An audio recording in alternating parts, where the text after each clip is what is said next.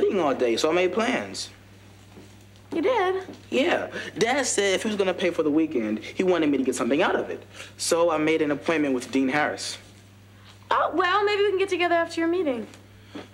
Then the guys asked me to play basketball with them.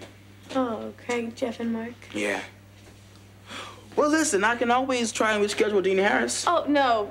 No, I wouldn't do that. Maybe we can get together for dinner tonight, huh, my treat? Okay. Okay. You sure you don't mind? Theo, I live here. I'm resourceful. I can find ways to amuse myself.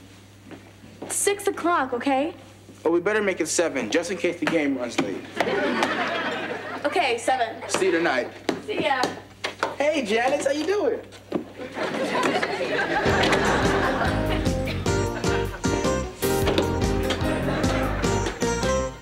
No More Shame Outreach Ministries, in association with Trumpet Call Ministries, present Men's Conference 2014 under the theme Unveiling the Mask by the Renewing of the Mind. Guest speaker from the UK, Pastor Lance Jones, Bishop Mark Nicholson, from Jamaica, Pastor Franz Fletcher, and from Australia, Apostle Josh Moyo. Venue, Trumpet Call Ministries. The meeting place, Howard Cook Boulevard, Montego Bay. Saturday, March 8, 9 a.m. to 4 p.m. Host Pastor, Prophetess Mary Wiley Reese. Host speaker, Bishop Norman Lewin. Hosted by Evangelist Deborah Francis. Admission free. Don't miss it. Do you want to achieve more, earn more, and become more? Join International Empowerment Coach Alvin Day with Dr. Henley Morgan, Peter Rose Hall, and Dr. Andre McDonald as they captivate you at New Day in JA Part 2, a transformational conference that will empower you with strategies to achieve the good life. Sunday, February 23, 2 to 6 p.m. at Jamaica College. Admission is free. Performances by Judy Mort and Verlando Small. Call 960-1011 to register. Sponsored by RJR Communications Group, The Cleaner Company, Centralized Strategic Services, and Joan Duncan Foundation. Save yourself the hassle of trying to find auto clips for your vehicle. Call the Clips Specialist. We stock a wide range of clips and fasteners for all vehicles. We also stock fender liner, mud guard, bumper bracket, seat cover, car mats, hubcap, car and SUV covers, and lots more. Visit us at Shop 27 Angels Plaza or 70 Hagley Park Road, or call us at 602-5648 or 960-1242. Clips and More Auto, saving you time and money.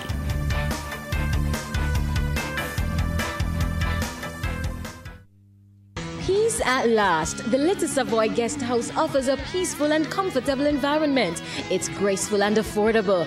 Dine in the restaurant, party at the nightclub, or visit the beach. Rates are still $5,000 per night, and that includes cable, pool, and more.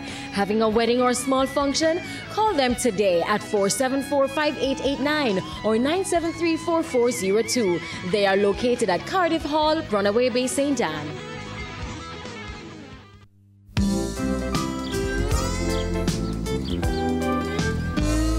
These are the only books we have on the Peloponnesian War. And I think this one is your best bet.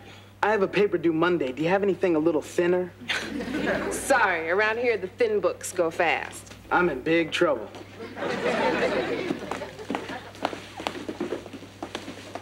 Hi. Hi. What are you doing?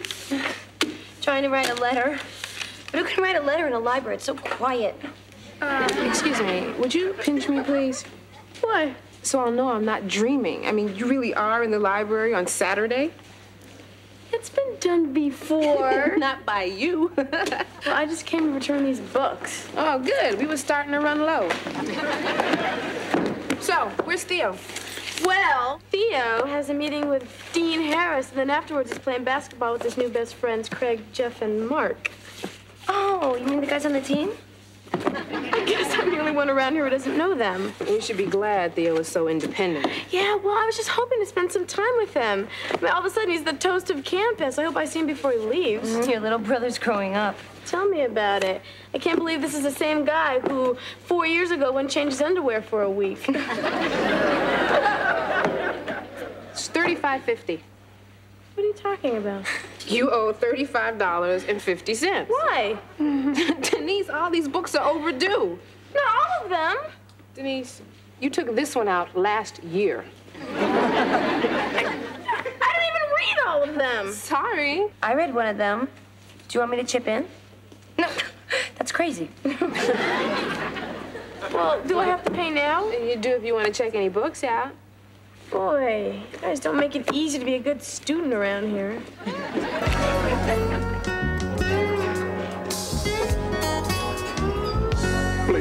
thank you. Theo, can I get you a soda? Oh, no, thanks. I'm going to be playing basketball in a little while. You're enjoying your weekend? Yes, sir. Did you go to the mixer last night? Oh, sure did. I found it a great opportunity to engage in some stimulating conversation. Yeah, well, it's not a bad place to meet girls either. Right. So I take it you are considering Hillman. Well, I'm definitely thinking about it. I've had a thoroughly delightful time this weekend. Well, I'm glad to hear that. Of course, the problem with the prospective student is that when they come to visit, they sleep late, they socialize, they have a thoroughly delightful time, and in a sense, they become victims of false advertising. I beg your pardon? It ain't easy once you get here. Well, I realize that Hillman is a very tough school. It's a butt kicker. Now, I don't mean to scare you off, but I think you ought to know that there will come a night, probably in your first semester, when it'll be 3 o'clock in the morning. You'll find you have 200 pages to read by daybreak. You haven't had a decent night's sleep in a week. You have no clean clothes. You haven't eaten since breakfast. And that will be the moment when you are going to pull your head up from your books and ask yourself, why am I here? So, what do you think of the University of Hawaii? Don't get me wrong, Theo. I'm not saying that there's no room for fun. You're not? No. We expect you to enjoy your undergraduate years. Really? Yeah, that's why we give you 4 to finish.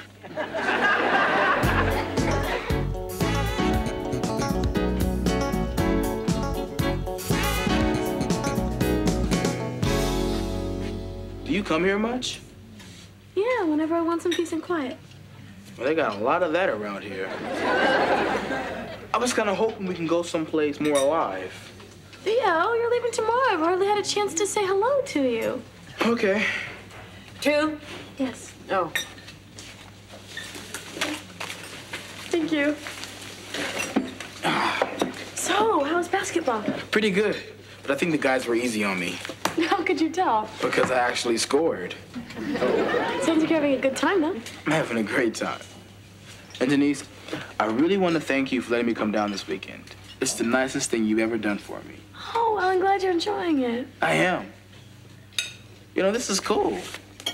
2 of us out to dinner, by ourselves, in a different state.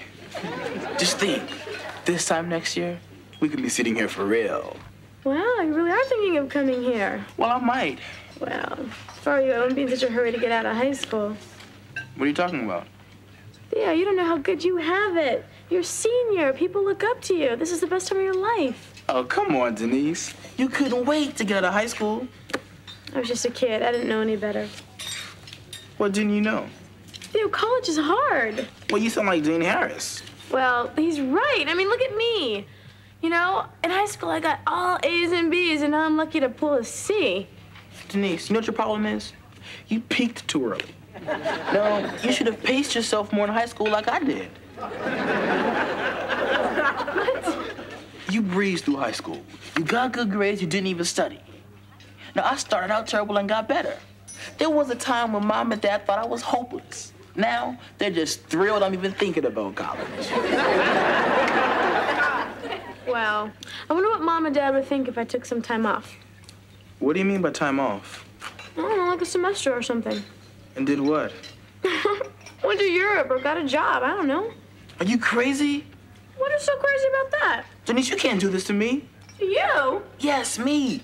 I'm the next one going to college. If you do this, Mom and Dad will be all over me. Well, excuse me. Can't you just hang in there one more semester? I'll be accepted somewhere by spring. Oh, no, I feel like I'm wasting their money. Denise, this is the time you're supposed to be wasting their money. Come on, please. Theo, I don't even know what I'm getting out of college. There must be something that interests you. Yeah, everything interests me. That's the problem. I haven't even decided on a major yet. Denise, keep looking. You'll find something. Hillman can save anybody. It saved Dad. Theo, you're okay. You're crazy, but you're okay. I am? Yes. I'm glad you came down this weekend. Me too. So does this mean you're not taking any time off? I guess not. I'll just stay here and keep pulling those C+. Good. Now, you know, if you apply yourself, those C+ can turn into B's. Oh, shut up. Sorry. So let's get out of here. Let's go get a pizza on campus. Oh, I thought you'd never say so. Okay, we ready to order?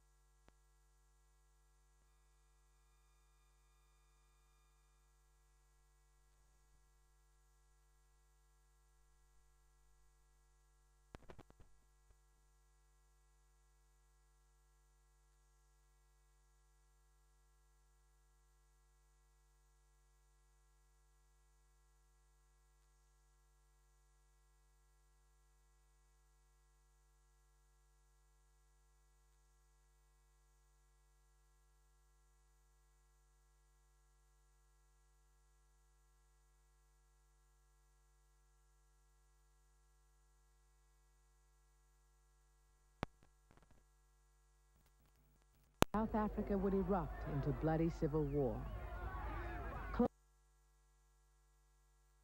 Is in peak form, Dwayne Smith, and that was a good-looking shot. It was a good-looking shot, but it was a poor delivery from Sorensen, strained into the legs and easily dispatched. Third delivery. Pitching up and ball coming off the outside edge and going through the vacant slip cordon. No second or third slip. There's only a solitary slip, and it went down to third man. Smith a bit lucky on that occasion. A streaky shot mark. He moves on to 5, and the West Indies 5 without loss after 3 deliveries. Well, you know, one of the advantages that batsmen have.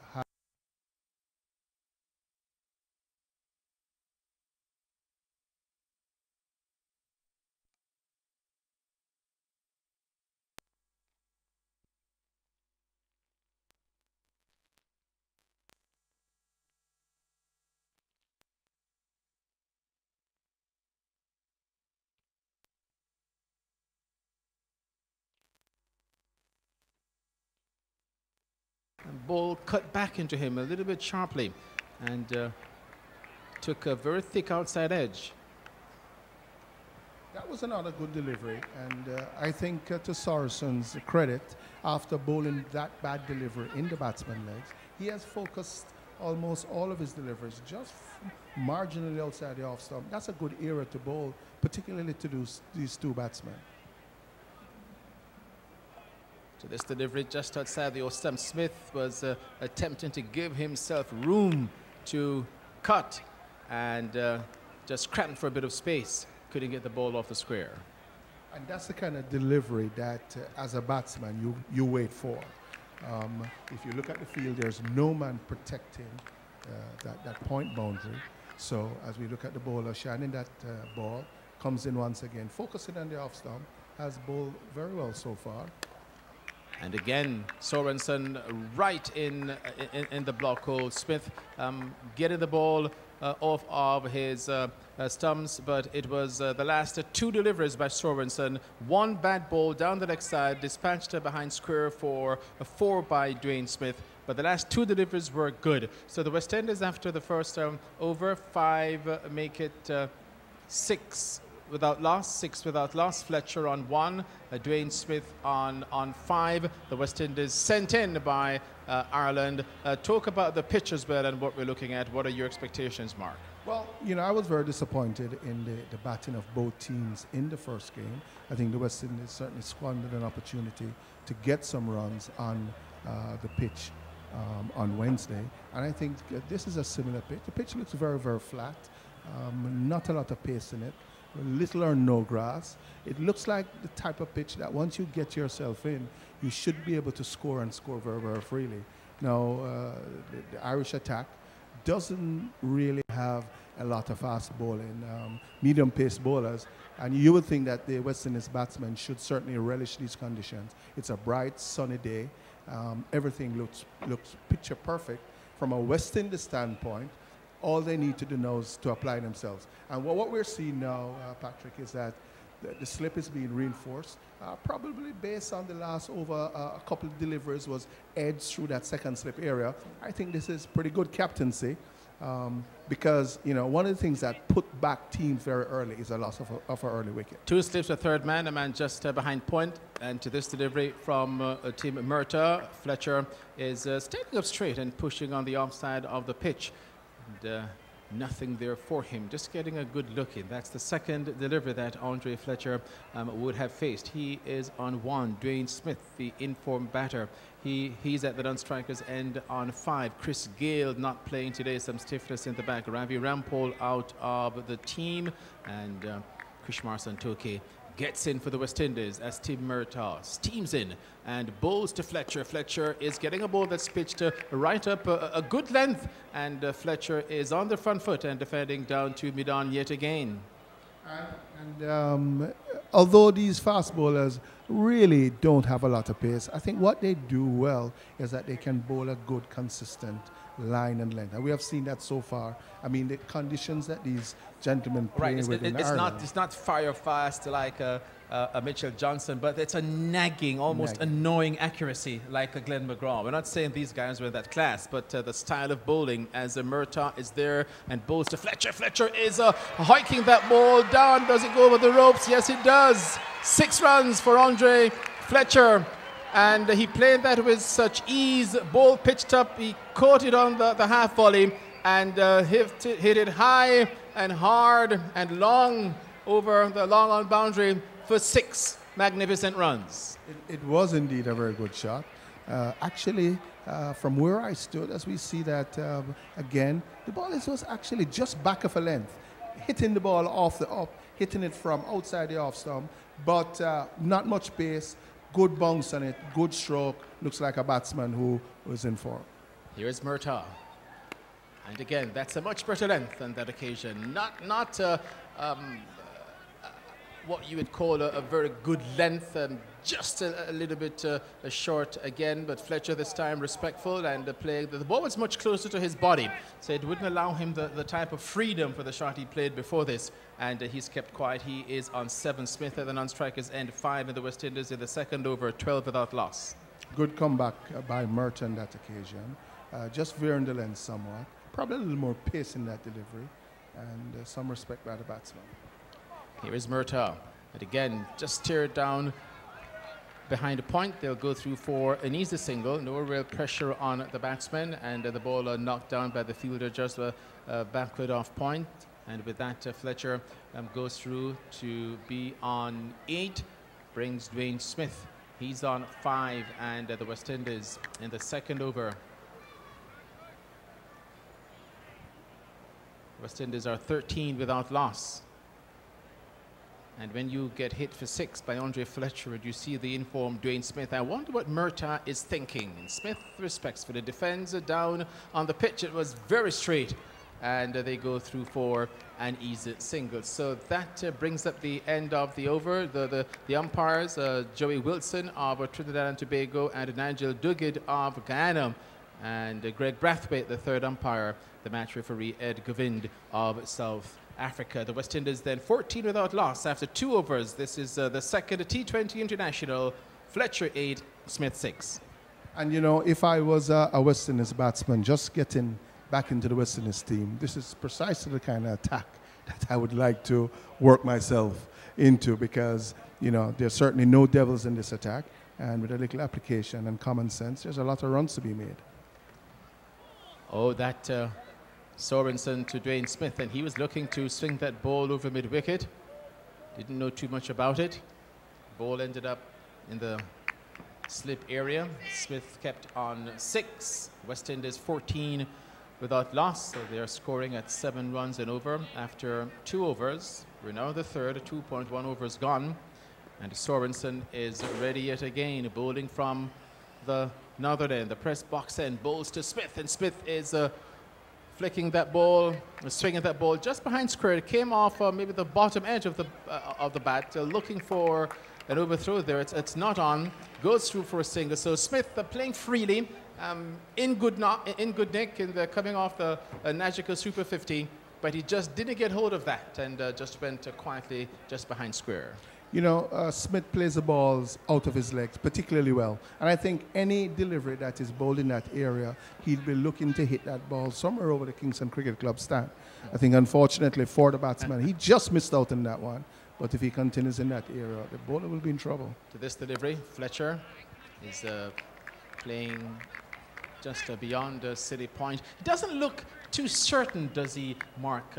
Save for that shot of confidence that he caught on the up, as you quite correctly said, and we saw on the replay the ball just short of a good length, and he hit it down over long on for 6. Fletcher is not as certain, and Dwayne Smith is confident, but his timing is off. We'll get a comment on that after this delivery from Sorensen in his second over. None for 7. Bowls to Fletcher. Fletcher is hitting this ball high and hard. It's gone. 6 runs.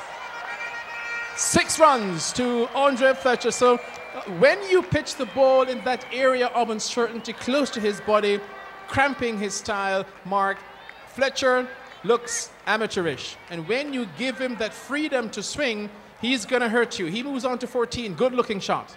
It was, but, you know, he positions himself for that shot. If once we get the replay, you will see where he actually walks across his wicket and waits for that ball to be pitched on the off stump. And there is Fletcher outside the off stump, and that's what we talk about, Mark. Just outside, as Jeff Boycott intimated years ago, the corridor of uncertainty, and you will have him in trouble. Yes, just, you know, 2 or 3 inches outside the off stump, and he's in trouble. But once it pitches just about off stump, he takes this deliberate backward movement across the wicket before the balls are delivered. So he's in an ideal position to play that shot. And here is Fletcher, quickly moving, shuffling across his stumps and turning that ball off his hips. Just a forward off square. They have crossed for 1. And the throw from the outfielder comes in and crashing into the stumps at the non-striker's end. That's how accurate he was, but wasn't required on this occasion.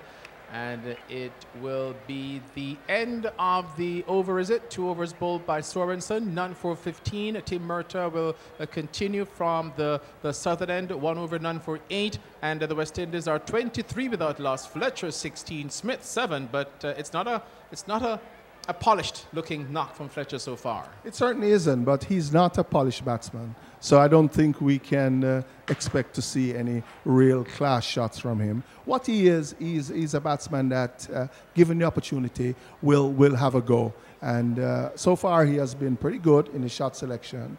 The 2 shots that he has attempted to hit out of the park, he has done so successfully. So we can say that in terms of what is happening, he has played well. 16 with 2 sixes in a T20 match is always an excellent return. And here is a replay. And you can see the batsman actually just advancing down the pitch. He actually hit that ball from fractionally outside the off stump. And he was out of his crease. He was out of his crease, which is just an indication of how slow the bowler is.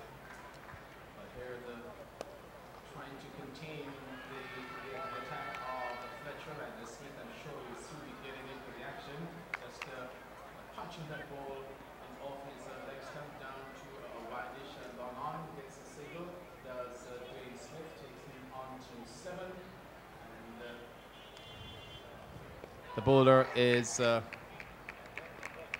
Dockrell, left arm orthodox spinner, George Dockrell.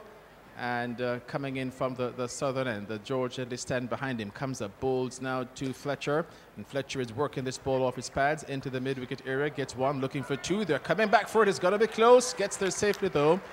And that's good running by Fletcher and Dwayne Smith. It certainly was, very aggressive running. The batsmen started out for 2 and ran the first one very, very hard. As a result of that, they were able to come back reasonably comfortably for the second run. And the kind of cricket that you want to see, West Indies putting the fieldsmen under pressure. Fletcher to this delivery again is playing it just behind square, but he can't beat the fielder there. It's we'll talk about the field in just a moment as coming out of the attack pretty early. Tim Murtagh, William Portersfield not wanting this game to get away from him. Here is Dockrell, left arm orthodox spin from the southern end, and Fletcher giving himself room, is playing this ball just behind point, knocked down by the fielder, and they cross for 1. So Fletcher with that moves on to 16, Smith 8, 26 without loss, the West Indies. Fletcher on to 19. Here is Dockrell in to Smith, and Smith is on driving and can't get the ball away. It's the end of the over. Andre Fletcher on 19, Dwayne Smith on 8 to the West Indies after 4 overs, 27 without loss. And based on form, you would have probably expected Smith to be the batsman on 19 rather than Fletcher. But I think Fletcher has played some really measured shots. 2 sixes so far in this innings. And although, as we said before, not the most fluent player, he's ideally, his technique is really favoring this type of cricket. because he has the ability to hit the ball when the ball is pitched up to him. And as we saw earlier, even hit it off the up straight and back over the bowler's head. And he would certainly want to use this opportunity with the ICC World T20 coming up shortly. He really wants to make an impression on the selectors. And if you want to do that, I think this is the ideal format for you to do so. And Alex Cusack in the attack, replacing Sorensen. Cusack is there, right arm fast, medium, just outside the stump, and an appeal, he's gone, caught behind. So Fletcher, as we have been saying all this time, Mark, he has hit 2 wonderful sixes, but he did not look confident once the ball was pitched in that area, that corridor of uncertainty just outside the stump, and William Portersfield really shifting around his bowlers, looking for the breakthrough. It has come in the 5th over. Fletcher, a ball that's just outside the stump. Here's the replay. Cusack is there. I think it's the first delivery. Fletcher looking to cut, took an edge. The keeper held on to it, and he's gone for 19, and the West Indies are 27 for 1. And it was a poor delivery. It was really short, very wide as we saw. And Fletcher, it looks to me that he probably was not even looking on the delivery. He was looking where he wanted to hit the ball, and he got probably the faintest of edges. As we see again, that ball was short, very, very wide. Just the kind of delivery as a batsman that you'd want to try and spank through the offside. Played a poor shot, paid the price, and he's back in the pavilion. And once again, you know, Fletcher missing an opportunity to impress the selectors, as I'm sure they must be thinking about the ICC T20 World Cup that will be coming up shortly. No question about it. So the West Indies, the lineup with Chris Gale out because of a stiff back and Ravi Rampole out. It's Fletcher, Smith, Marlon Samuels now coming in with the departure of Fletcher. Lendl Simmons, Dwayne, Johnny Bravo, Andre Russell, Darren Sammy the captain, Dinesh Ramdin, Sunil Narayan, Samuel Badri, Krishmar Santoke in the team today. So here is Alex Cusack with his second delivery. Comes up and bowls to Marlon Samuels. Samuels is caressing this ball on the front foot. And Samuels, you know, he gives this impression, Mark, all the time. It's like he's on the beach and he has the entire day to play. That's the kind of confidence and the timing and the dominance that he can exert on bowlers. Here he is facing his second delivery from Cusack. And again, just defending into the offside. Yes, I think Marlon Samuels is looking to kickstart his return to the international arena in spectacular fashion. And I think, again, this is the ideal format for him to do so. Didn't bat well 2 days ago when the West Indies lost, and probably looking to make amends. Played 2 deliveries so far, look rather comfortable, and let's see how his innings progress. So this delivery from Cusack, he's just opening the face of the bat. Well played shot. It was deliberate all along the ground, but can't beat the slip fielder, and it's a solitary slip. So that ball was played so well, so fine that he found the lone slip fielder. But a nothing shot, if I would say so, Patrick, because there's a high probability that you could get an edge to a shot like that. So it's not really worth it, particularly at the start of your innings. To this delivery, Samuels again is defending up onto the pitch to Alex Cusack, who fields to his own bowling. It's a slip, a third man, a man just behind point. A cover, mid-off, mid-on, short mid-wicket, man on the deep square leg boundary, and a man at the short backward square. To this delivery from Cusack, Samuels is just playing just behind points, tearing the ball, can't find the gap, and it is the end of the over. Is it? End of the over from Alex Cusack. A very successful first over. Leaves the West Indies after 5 overs, a run rate of 5.40, 27 for 1. Smith on 8. And Marlon Samuels, who seems to be having some difficulty getting the ball away in this short format. He was not picked up in the auction for the IPL. Maybe that's a manifestation of the concern, Mark Nito. Yes, it could very well be, but it was a good over in the end by Cusack. He got the very important wicket of Fletcher, and it was a wicket maiden, in fact. Bowler number deliveries, I think probably the worst delivery of the lot, it was the one that got the wicket. But focus on the off stump, a pretty good length, pretty good line, and as a result of that, you know, I thought he did extremely well for his side. The left arm spin of Dockrell down the leg side, worked off his pads. Dwayne Smith did, and can't beat the man at that short backward square position. And here is Dockrell again, and Smith is sweeping, and again well fielded. Good job at the field. Excellent piece of out cricket there. A bad delivery on the leg stump. Probably another day, Smith would have hiked that over the boundary. Tried to keep it down, but some brilliant cricket as we saw. And there he goes. Is there a chance? Is it? Oh, he puts it down. So Smith went for the mighty heave-ho and gave Ireland a chance in the deep.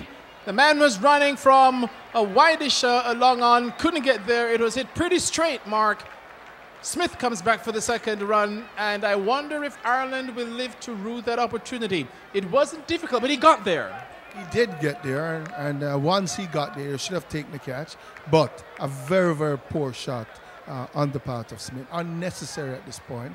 And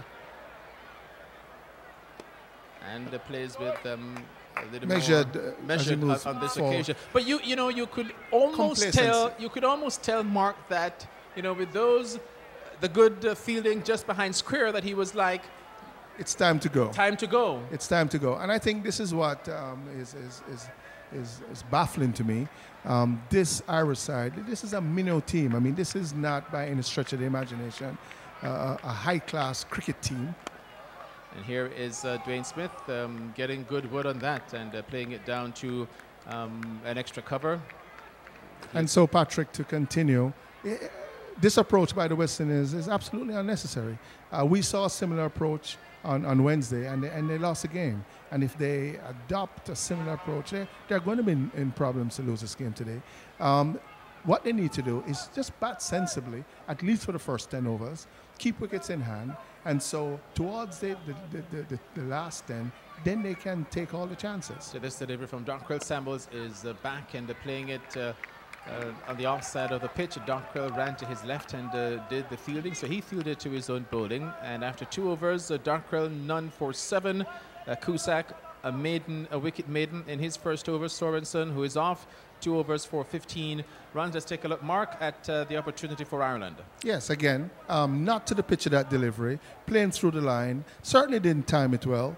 In the end, I thought that the fieldsman did well to get to the ball, judge it somewhat, tried with one hand when he probably should have gone for 2. He looked back almost as if to say he thought he was closer to the boundary than he actually was. Right. And in first-class cricket, particularly at this format, you would not say that is too difficult to catch. Certainly a catch that should have been taken. And as you said, Patrick, you know, maybe Ireland will rue the fact that they did put down such a simple chance. And here is Alex Cusack, a wicket maiden. This is his second over. The West Indies are held now to 5 runs and over. Cusack in, bowls to Smith, struck on the pad, looking to work this ball off his leg stump. Didn't make any contact. Ball clearly going down leg side. No one was interested in any sort of appeal. And again, Mark, you know, this is how we measure this West Indies team. Whenever they're put under pressure, whenever the ball is just pitched in on or about the off stump, pitched in the area where the ball is supposed to be pitched, and you tie them down, they lose their patience. Here is Cusack in, bowls, and looking to drive outside the off stump. He's caught, he's gone. Dwayne Smith caught just behind point, driving outside the off stump. It took the edge, it flew to the fielder. Wonderful catch, and he's gone. Dwayne Smith is gone, and the West Indies are 30 for 2. Excellent catch on that occasion. Moving very, very smartly to his left. Got both hands to it, as we see once again. The bowler focusing in that area just outside the off stump. The batsman looking to hike it over mid-off. Got that outside edge. Smart catch, but, you know, excellent bowling. You know, Cusack, he's not a tearaway fast bowler. But what he has done well so far is that he has maintained a very good line and length outside the off stump. And I think he has 2 wickets for no runs. Excellent bowling, particularly on a flat pitch, on a perfect batting day. Outside the off stump, going for the big shot, outside edge found, brilliant catch in the deep. West Indies losing their second wicket and in a spot to bother. No question about it. 30 for 2. 2 big sixes struck by Andre Fletcher. Then he was caught at the wicket by Gary Wilson off the bowling of Alex Cusack at that wicket maiden first over. Fletcher gone for 19. The fall of that first wicket, 27 for 1. Now it's 30 for 2. Dwayne Smith caught just behind point. A wonderful catch as Cusack is there. Bowls to Lendl Simmons. That's a wristy stroke. And a lot of wrist onto that. Played it just behind what would be a silly bit off position. He can get no run. But Alex Cusack, just a little bit above slow medium, fast medium. But the wind is blowing and he's causing some problems because he's putting the ball in the correct areas. Cusack again bowls to Simmons, and Simmons is playing the ball into the ground, and the spectators catch by the bowler himself, Alex Cusack. I think the wind is only blowing in Ireland's favour. I don't think the wind at this point is playing any factor at all, Patrick, because we have not seen any deviation off the pitch. We have not seen any devils. It's just good bowling and poor batting. To this delivery, Simmons is driving outside the stump. They're gone through for 1. That's all there will be. There's a man in the deep point, forward of point. They call it cover 2. And once that ball went through the gap, he was there to pick it up. And Simmons is off the mark. He is on 2 deliveries. And Marlon Samuels on 6 deliveries. And this is a problem with Marlon Samuels over the last couple of seasons. In this version of the game, the dot ball is not your best friend. He faces Cusack and gets a ball that's pitched up. He's running it down to third man. And now he's off the mark on 1. And the West Indies are 32 for the loss of 2 wickets. 32 for 2, and not a pretty picture here at Sabina Park. 2 new batsmen at the wicket. Samuels, who is looking to revive his career. He's actually coming off injury, has been out to the West Indies side for some time. And so he's looking to get back into the West Indies side, looking to cement his place, certainly looking to build his confidence and build his form. So this is a very important knock for Samuels. And of course, young Lendl Simmons, he has been treated like a yo-yo by the West Indies selectors, in and out of the team, in and out of the team. Again, looking for an opportunity, and they have the perfect platform here.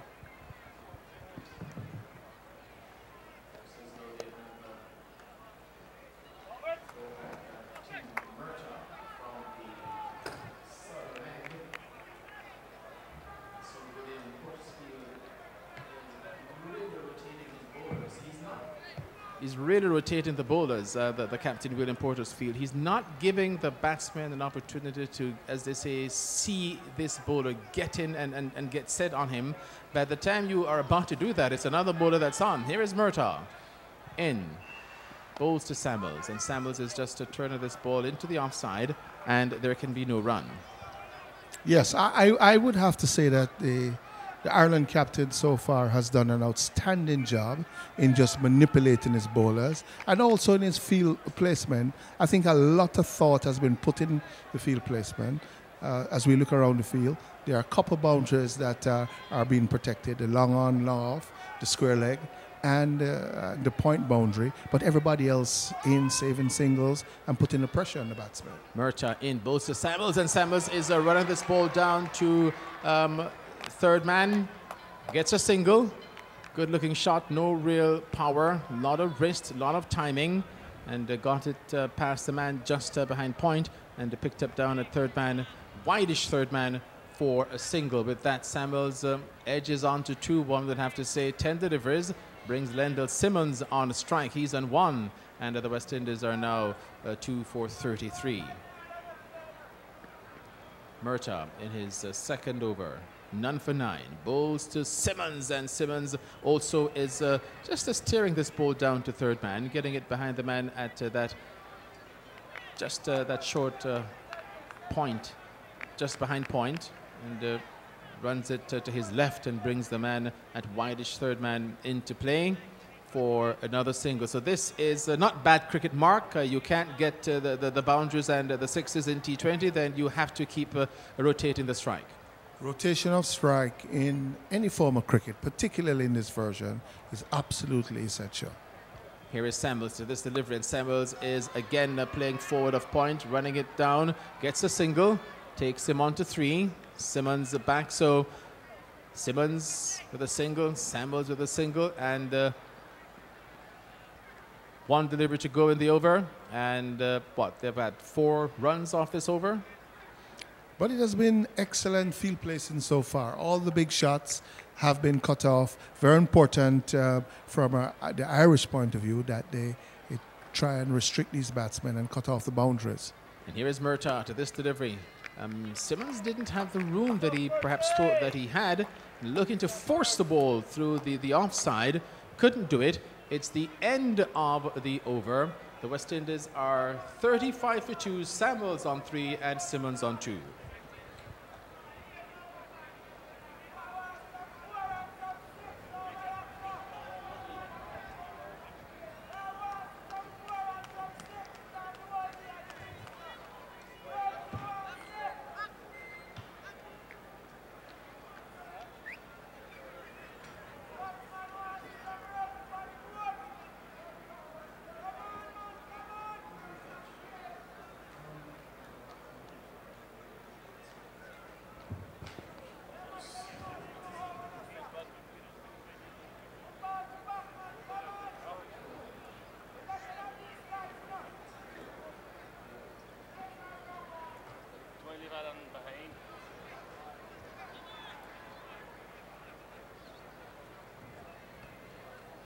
.35 for 2, the West Indies, and Samuels looking to whip that ball. It's a wide signaled by that looks to be umpire Joey Wilson.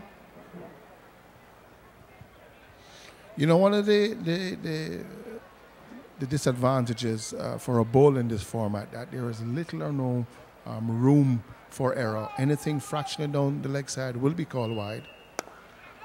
And that's a beautiful shot by Marlon Samuels. Without a doubt, a shot of the day so far. It was a half volley, but even half volleys, you have to execute to get them to the boundary. And, you know, Marlon Samuels does play that shot particularly well. And he did drive that with a great degree of elegance through the offside. Once again, you see, just opening the face of the bat at the last moment, piercing the ball between mid-off and cover. And here is Samuels getting a ball that's much closer to him on this occasion. Pitched on perhaps a middle and leg stump and veering down the leg side. So he was perhaps caught in 2 minds, looking to maybe force the ball through the covers, and realizing he couldn't, as he did with that delivery. The replay, wonderful shot down to the deep extra cover boundary for 4. Shot of brilliance from Marlon Samuels. This is what we know Marlon Samuels for, is just to get it done consistently. Here he's yet again and steering this ball down to the 3rd man position, gets a single, and so Samuels now moves on to 9, and the West Indies 41 for the loss of 2 wickets. Samuels on 8, 41 for the loss of 2 wickets. West Indies in the 9th over. The run rate 4.82. And they will be looking to work with something a little bit more explosive than that. Wonderful shot. And that ball has gone down to 3rd man. He won't beat him. It's coming back in. Alex Cusack did the backing up, and he gets a single. It was an extravagant shot, and perhaps a shot that you would think he would have got more for, but that was not the case. It went straight down to the man at 3rd man, and he actually missed out because it was there for the spanking, so to speak, and he did spank that one. And a good-looking shot. Didn't time it as well as he would have liked, but timed it well enough to get 2 runs. And Marlon Samuels does have that tendency sometimes, Patrick, to open up his chest when he's trying to hit the ball through the offside. The purists will tell you that that's not the way to play a cover drive, that if you want to play the proper cover drive, you want to be side on, but he does open up his chest. Didn't time that ball as well as he would have liked. And looking, an appeal for caught behind, he's gone! Caught behind, and Marlon Samuels departs, caught at the wicket by the keeper, Gary Wilson. And Patrick, I just mentioned it, opening up himself for that shot. That's not the shot that J.K. Holt, the George Headleys, the Viv Richards, the Lawrence Rose will tell you that's how it's to be executed. You want to get that left foot over there. We saw him, he's almost backing away, hitting the ball off the back foot. The ball was pitched up to you, Marlon. Get on your front foot. You have the ability to hit the ball to the offside properly. It was a poor shot, very, very poor shot. Paid the price. And again, Western is in trouble. And not necessarily because of any outstanding bowling on the part of the Irish, but because the West Indies batsmen, I believe, based on what we have seen so far, say to themselves, oh, this is a, you know, these guys should not beat us. And so, you know, we're just going to go and just, you know, do anything that we wish. And the result of that, West Indies once again in trouble, 3 wickets down, and, you know, it's going to be tough going from here. 9 overs completed, and the West Indies are 44 for the loss of 3 wickets. Alex Cusack, he has taken 2 wickets so far, and Stuart Thompson coming on had Marlon Samuels caught at the wicket, a careless shot for 10. Andre Fletcher was also caught at the wicket of the bowling of Cusack for 19. Dwayne Smith was brilliantly caught just behind point by the captain William Portersfield. He went for 11, so Fletcher gone for 19, Smith 11. The man batting at 3, Marlon Samuels, gone for 10. And after 9 overs at a run rate of 4.89, the West Indies are 44 for 3. And Dwayne Bravo, the ODI captain of the West Indies, will have some repairing to do here with Lendl Simmons, who just turned that ball forward of square for a single to push the West Indies to 45 for 3. At the end of this over, we'll have a change in from the commentary position, and Ricardo Chambers will come in to try and see if he can shift the luck from the Irish to the West Indies, as they are 45 for 3. You know, though, Ireland is famous for their luck, and I don't know if Ricardo has the ability to do that. We shall see. Sterling to Bravo, just tickling this ball into the mid-wicket region. Gets a single, he's off the mark immediately. West Indies now 46 for the loss of 3 wickets. And the 3 wickets down, Patrick, but poor shots. 3 very poor shots, 3 wickets. Sterling, bowling off spin. Doesn't seem to turn the ball a great deal, but I think he would probably be looking to just bowl back of a length and force a batsman into error. And so we'll see what type of approach the West Indies batsman will adopt. And here is Bravo, and looking for a single that is not there. It's to be Stuart Thompson, who was just behind point. As a matter of fact, that's Alex Cusack. Here is Sterling to Bravo. Looking if we can see the form that he has displayed for the Chennai Super Kings in the IPL. But he has only faced 3 deliveries for 1 run, 47 for 3. Sterling to Bravo, and Bravo gets a quick single. That's well run. And Cusack will hold on to that delivery. End of the over from Paul Sterling, and the West Indies are 48 for the loss of 3 wickets.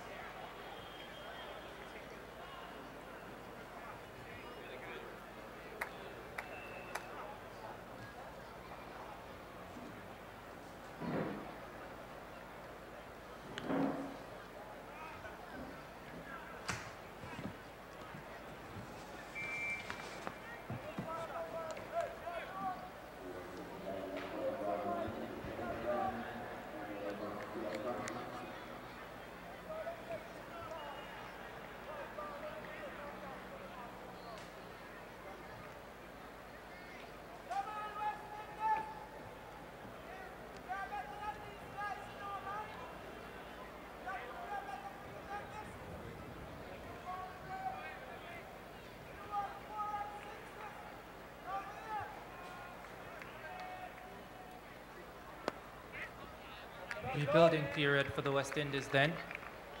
And good afternoon to all our viewers. Martinita, good afternoon to you. Good afternoon, Ricardo. Hope you had a good lunch. It's that time already? It's past that time. Didn't even realize.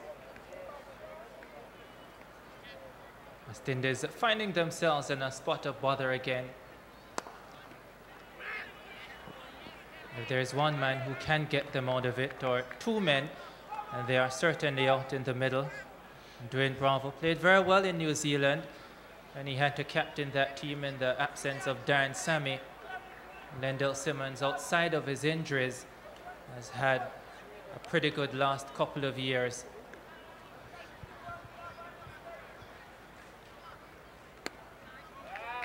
Yes, but I do agree with you. I think without doubt, there's no question about the ability of the batsmen involved in this game. Marlon Samuels is certainly an outstanding player. Dwayne Smith on his day is better than most. Bravo, Simmons, all players of quality. It's the approach that is being questioned. Some poor shots so far, and we'll just have to look at and see how these batsmen will approach it. That was a good shot. You know, that's the kind of shots that you want to see. You want to see rotation of strike. Of course, in a T20 game, you know that you are going to take chances, but unnecessary chances at this point is totally uncalled for. As once again we see the batsman just coming onto the front foot elegantly as he pushed that ball down to mid-off and looking for the loose deliveries. You've got to give the Irish bowlers a little bit of credit as well, because they've not given much away. They've tried to keep things very tight. Kevin O'Brien operating, just trying to keep it on a good line as the West Indies 50 comes up.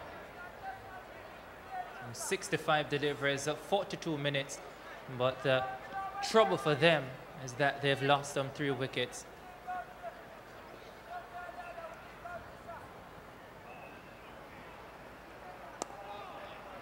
I do agree with you.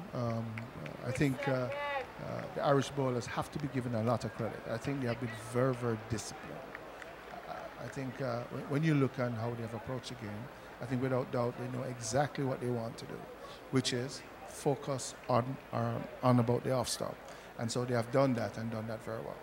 11 overs gone. West Indies at 51 for 3. Bravo on 4, and William Simmons on 6.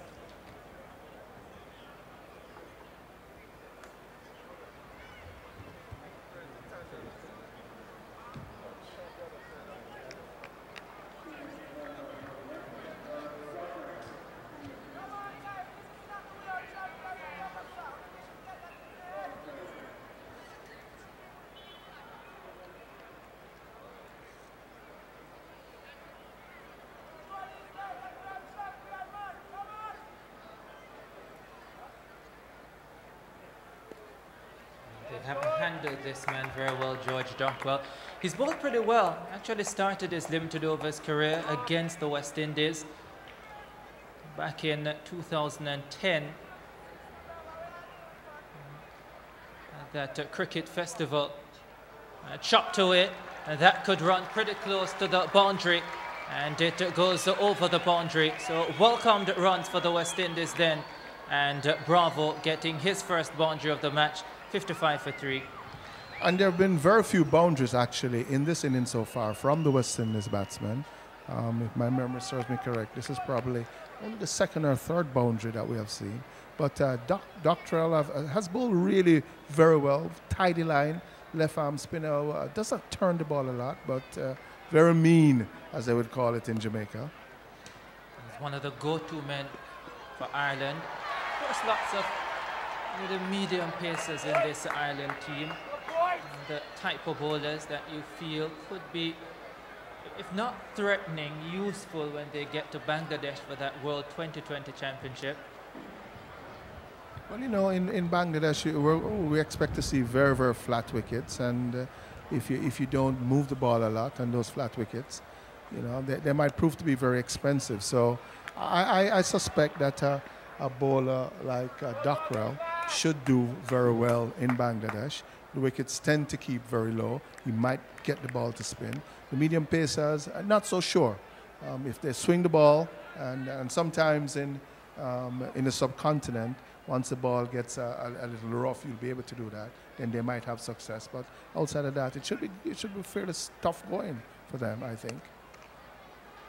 And but to the Irish credit, Ricardo, they have bowled well in these conditions. It has been ideal batting conditions. The pitch is picture perfect. The outfield is nice and fast. It's been a bright sunny day. It has just been really inconsistent batting on the West Indies part that has found that they have been in this position. Again, we see, and this is, he's going to be out. He's got him. Oh, that's terrible cricket from the West Indies. Where was he going? Well, he's gone now, doing Bravo, and exactly what the West Indies didn't want at this stage of the game. 12 overs completed, 58 for 4, Ireland on top.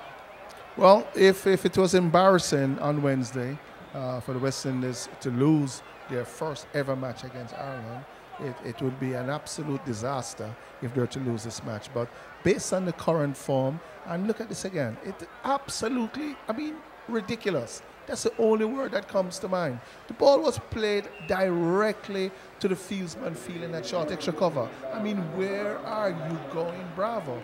It's just a poor cricket on the part of the West Indies. 4 wickets down, Ireland on top. There is another look. Dwayne Bravo halfway down the pitch, and with no hope of getting back. William Porterfield, the man in that position. And what's the rationale? I mean, why is it necessary for you to try and run a single when the ball is played so close to the wicket and directly to the fieldsman, particularly in a situation where, you know, you have to stand up and bat. And the thing about it, too, is that the approach is amateurish. I mean, we're talking about players who have under their belt, you know, over 100 or so T20 games. Players who are professionals, particularly at this format of the game. I mean, Bravo, this is his bread and butter, so to speak. You would not expect him to get out in that fashion. So that has been very disappointing. And I'm sure the spectators here must be sitting and wondering what's happening.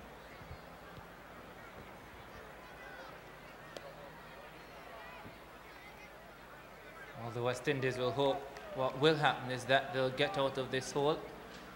They're unable to do it in the first 2020, but this has been quite a prosperous venue for Ireland. That great victory over Pakistan in the 2007 World Cup. They say they love it here, and you can see exactly why. 7 years ago. Andre Russell is hoping to get 7 for this, but he's given a chance, and it's been put down. Well, that's not good fielding. Those are the type of opportunities you want to take, you have to take, you should take. And that man, Kevin O'Brien, won't be too happy. Very poor shot from Andre Russell. Look at his head, looking almost towards the sun as he tried to hit that ball out of the park. Got just enough of it for almost to, I mean, and poor fielding on the part of the Irish. And not good cricket at all. After all, this is supposed to be a first-class game, and bad batting, poor cricket all around. And West Indies 60 for 4, Russell on 2, and Russell too would certainly want to make an impression as they look towards selecting that team for the upcoming ICC World Cup T20. There's another swipe. Well, the pitch looks good. The weather is definitely good. As to the cricket, not so good. Not so good, particularly from the West Indies. We would say that from the Irish, their cricket has been good. We have seen one spectacular catch in the outfield. The ground feeling has been good, but they have put down 2 chances. And maybe if they had taken those chances, then West Indies would have found themselves in even a more horrendous position than they currently are. 60 for 4, 2 new batsmen at the wicket, Simmons and Russell. Well, one thing is for sure is that Andre Russell will look to play shots, and we've already seen that. And a great Caribbean 2020 Caribbean Premier League last year, the Jamaica Tallowas really batted well and got the Tallowas out of some tough positions and won them a few matches. in my mind, might have been the man of the tournament for the Tallowers. Very instrumental. This man played very well for the Guyana Amazon Warriors and has played well for the West Indies. Lendl Simmons is a very attractive player to watch. 13 overs gone, and West Indies 62 for 4, batting first against Ireland at Sabina Park.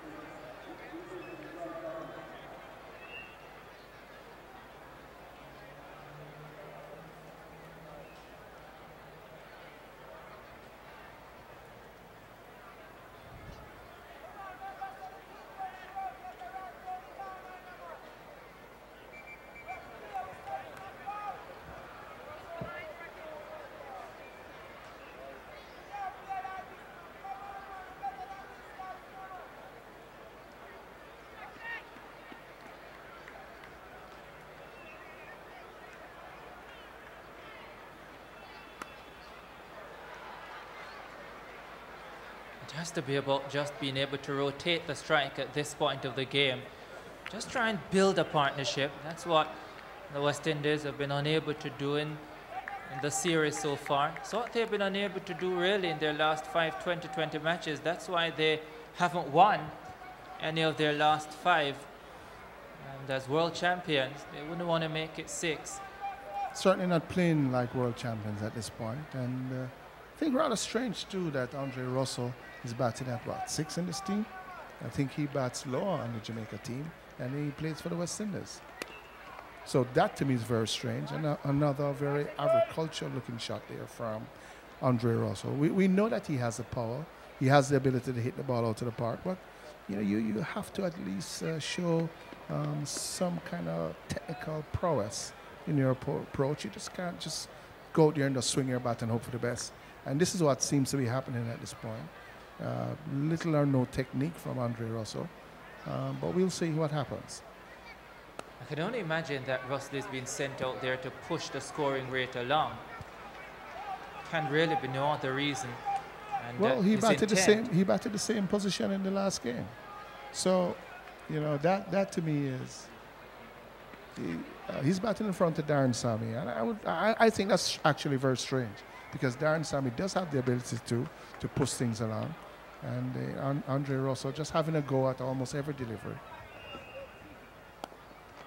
I just like to think, though, that at 60 for 4, probably the best man to come in would be Dinesh Ramdin, because if Ramdin is not going to bat when you're 60 for 4, when is he going to bat? When is he going to bat, and then why is he in your 2020 side? Precisely. I would actually invest more in Darren Sammy, because I think he does have the ability to push things along, and he also has a reasonable technique. And again, has he gotten hold of that? Not very well. Tried to hit it off the up. The ball is actually short. The ball is a back of a length, and he was trying to hit the ball off the front foot past mid-on. That's always a very difficult shot to play, Ricardo, but don't think you ever played a shot like that in your time. I don't think you ever played any shot in your time. I know you were somewhat of a I don't think I had a time. Oh, you didn't have a time. Okay. Well, you know, there we go. Honesty is always the best policy. For the first that was a good delivery. That ball squared up Simmons. Little outward movement off the pitch. But what we have not seen, Ricardo, as the West Indies now 66 for 4 at the end of the 14th over.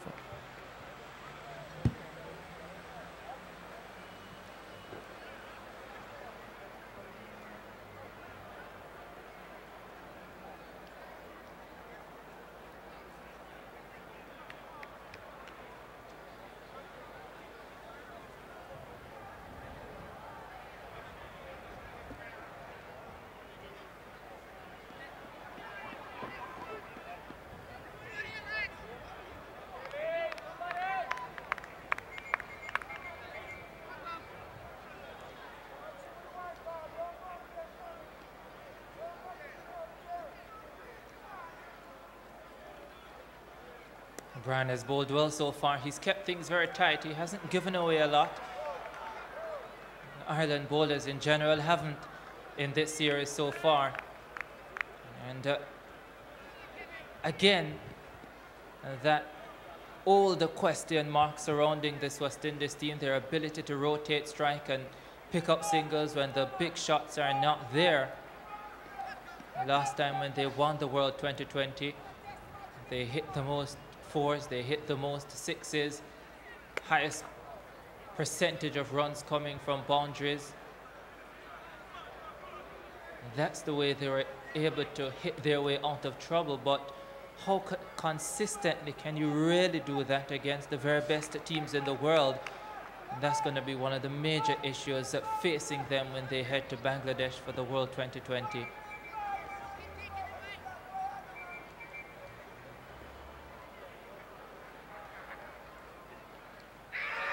That's very close. That is very close. And the finger goes up. Another wicket going down. Another attempt at a big shot not coming off. And Lendl Simmons walks back to the pavilion. The fifth wicket for the West Indies. And things not looking good for the home side at Sabina Park. Not looking good indeed, but I thought that was a pretty good delivery from O'Brien. It was straight. It was certainly between wicket and wicket. The batsman trying to hit that ball somewhere over mid-wicket, playing right across the line of the ball. Ball once again pitched up between wicket and wicket, trying to hit the ball over mid-wicket, going right across it. And from here, that looked pretty plumb. Easy decision there by the umpire. And certainly Ireland has shown a tremendous amount of discipline in their approach, despite the fact that we have seen 2 catches that have gone down so far. You know, they have found themselves in a very, very strong position just by bowling a good line, a good length. I don't think I've seen not one delivery so far deviate off the pitch. There's certainly no devils in this pitch, but Ireland being rewarded for some good disciplined cricket, a good approach to the game. And once again, the West Indies batsmen getting starts. Smith 11, Fletcher 19, Samuels 10, Simmons 12, Bravo 10, all getting into double figures. None able to push on so far. A lot is going to depend on Darren Sammy. I don't think Darren Sammy would want to go down as the first West Indian, not only to lose a T20 match against Ireland, any match against Ireland, but the first captain to lose 2 matches back-to-back. I think that would be utterly disgraceful. As a matter of fact, it might cost him his career. So he has to be very careful. He has to have a measured approach, and he has to play a captain innings.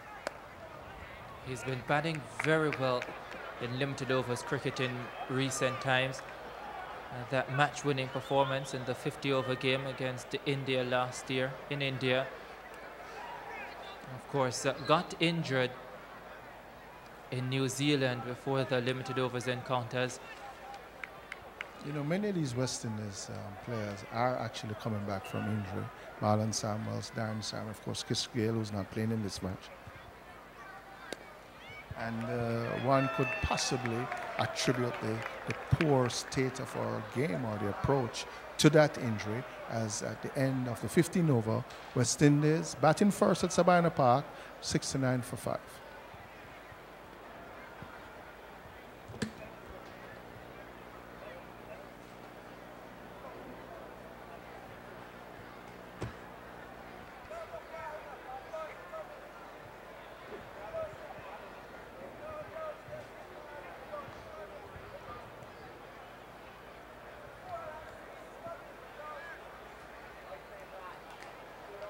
Clear blue skies. Nothing clear at the moment, though, for the West Indies.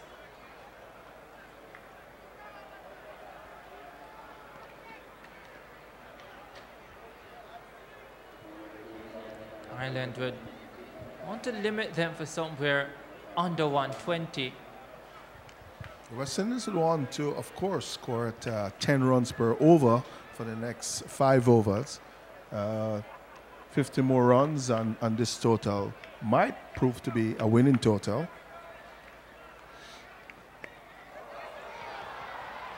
Again, another chance for holding safely on this occasion. Well, it was a poor shot. The ball was short, certainly there for the taking. You see the ball banged in, back of a length. This kind of delivery that a top-class batsman would be looking to get in inside and probably hitting it over mid-wicket. Poor execution once again from Russell, who has not looked well at all in this innings, has benefited so far from a fairly simple catch being dropped at mid-wicket. Almost all his strokes have been headed towards the mid-wicket area. Short, top edge, got away with it. Another short delivery, but this time pulled very nicely by Darren Sammy. Not getting to the boundary, but at least a much better technique. Darren Sammy getting in behind the ball with his right foot on the off stump, giving him enough room and enough time to hit the ball to the mid-wicket area. The converse situation with Russell is that he's not moving his legs at all. He's just swinging his bat. And because of that, he has had little success. But he's a very strong man. And once he connects one, it's going to be, I'm sure, sailing over the stands. They have been very hard to come by. Boundaries have been very hard to come by. And one won't come there. It almost looked like it carried to the fieldsman at mid-wicket. It was a good effort in the end. Another short delivery. Russell looking to hit the ball over the onside. Short, pulling that delivery once again, almost like he was playing a golf shot. And let's see if the ball did carry. It looked like it probably just bounced in front of the fieldsman. But a good effort nevertheless. Short, back of the leg. And almost all deliveries in this over so far have been back of the length. And why not? If the batsmen are not dispatching those deliveries, just getting singles, then you can continue to bowl those bad deliveries. Maybe better batsmen would be looking to hit it wider that mid-wicket fieldsman, but the batsmen certainly not taking advantage of what I can only say is loose bowling at this point. Just singles from the over so far. Some reinforcement just going on as we see the bowler just waiting while another mid-wicket is being put on the mid-wicket boundary. Let's see if it's another short ball. This time the ball is pitched up. Brilliant bowling.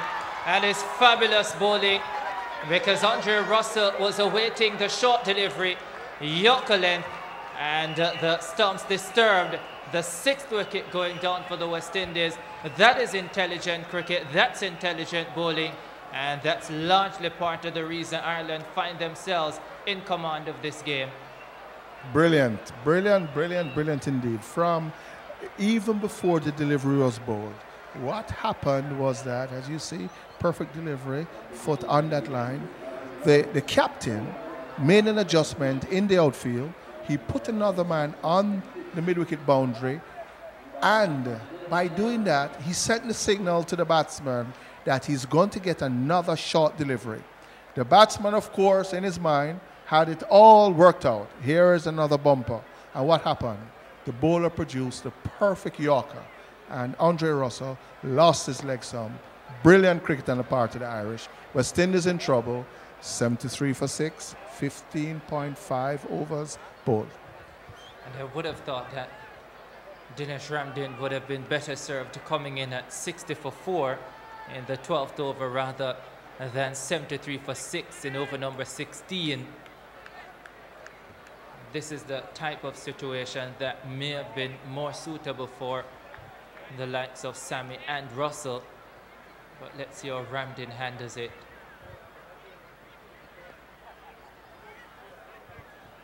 One would not believe that this is the same Irish team that was clobbered in the recently concluded 50 over Nadjico Super 50 by Jamaica and by Guyana. Guyana scoring over 300 runs against this very same attack. Jamaica made 166 for 3, chasing 160, 65 for victory, and 2 comfortable victories by the regional teams. And here we are at Sabina Park with West Indies 74 for 6, struggling once again against Ireland.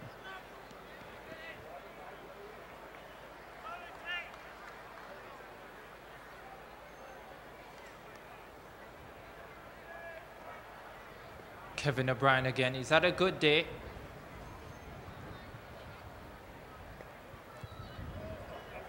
There's a chance. And I think the finger will go up. It does go up. Another run out. That's wicket number 7 going down for the West Indies. And it's getting from bad to worse then at Sabina Park. I think comical is probably a more appropriate word. Look at that. Ball short, ball played straight to the fieldsman, almost at a gully position. The non-striker's nowhere in sight. Look at that. He's out by a mile. Poor cricket. I mean, that's the only way that you can describe it.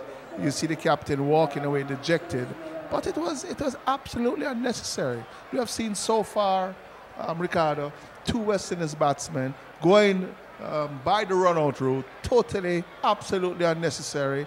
The ball short, fractioning outside the off stump. Ramdin looking to turn the ball down to third man, going straight to the fieldsman.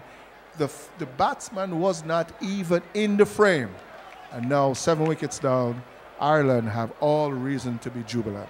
And you would think the West Indians would have learned by now that you don't take those quick singles to Porterfield. Both run-outs, he's the man who has affected them. And more importantly, the man who could push the scoring rate along for the West Indies in these final 3 overs and 5 deliveries is gone. Sunil Narine is more known for his bowling, but he can bat as well. He can hit the ball cleanly.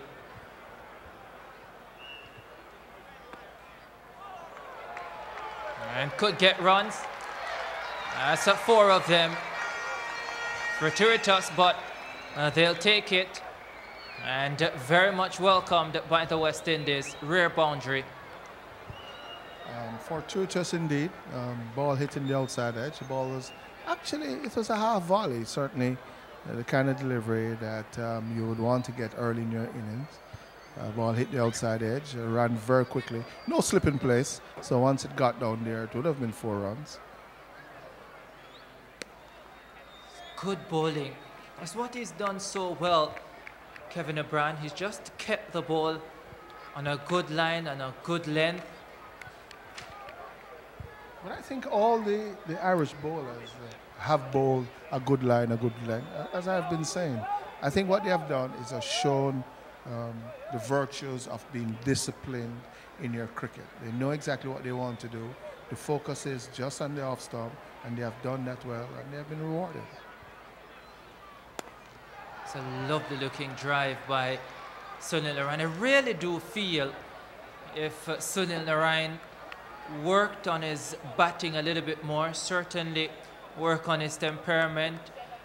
If he looks as if he wants to bat, because sometimes I get the feeling he doesn't really want to bat, I think he could become a genuine all-rounder. And certainly would be a big asset in all forms of the game. I do agree with you. I think Narine does look like a batsman with some ability, but one has to question his temperament, because he likes to hit the ball in the air, doesn't seem like to stick around at all, and I'm sure within the next 2 or 3 deliveries, if he's faced it, he's going to try and hit the ball over the top. There's no question about that. And if he doesn't connect it cleanly, then he'll be back in the pavilion. You do know you're allowed to disagree with me. Should be a couple. Not on this occasion. You know, on the rare times that you say something that makes sense, I certainly will agree with you. And so, as I was saying, I do agree with you on that occasion. But, you know, Narine has the ability. Does he have the temperament? We'll see what happens on the next occasion. 17 overs gone, 3 to go. West Indies 8-1 for 7. Ramdin and Narine discussing team tactics then.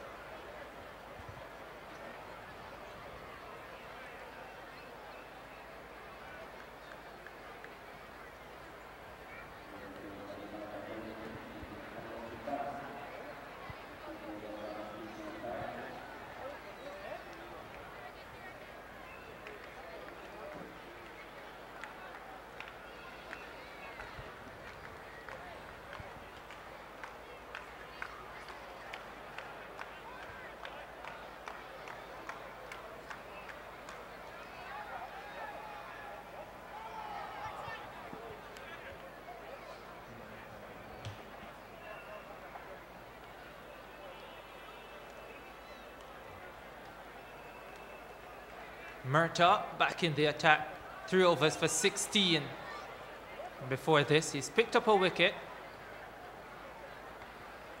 And you talk about teamwork with a bowling unit. I think we've definitely seen that from the Irishmen today. They've complemented each other well.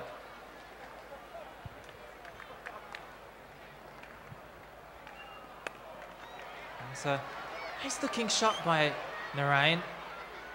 And again, unable to beat the man out on the boundary. Not a lot of timing though. Going down the track, trying to hit the ball off the up as we see him rehearsing that stroke. And sometimes, you know, finesse is a good substitute for power. And I don't think we have seen many shots of finesse so far in this innings. It has been all about power. It has all been about swiping. And a result of that, West Indies are tottering at 82 for 7.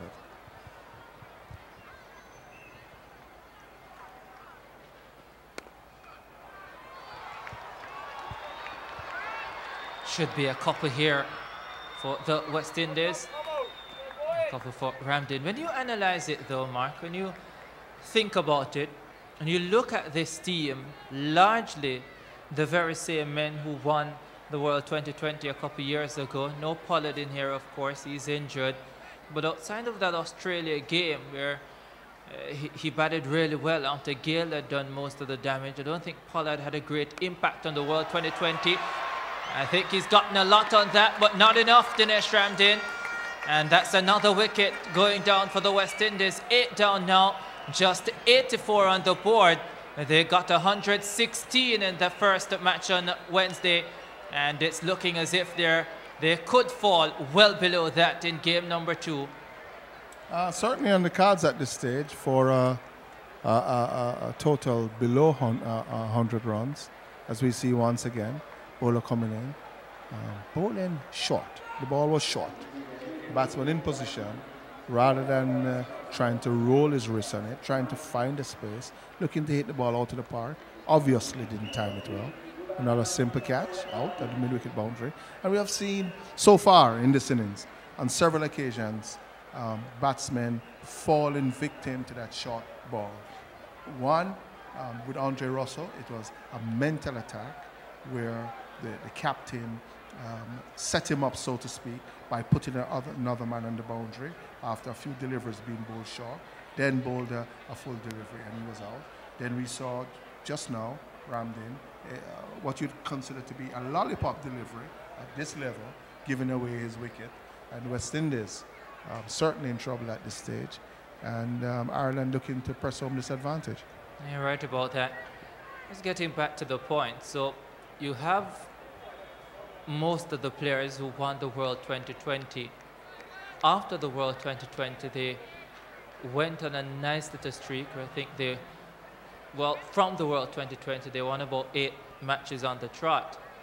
And then they lost to Pakistan last year in a couple of close matches, and it's kind of gone downhill from there in this format, and then it sneaks up on you, and all of a sudden you realize, well, 5 defeats on the trot.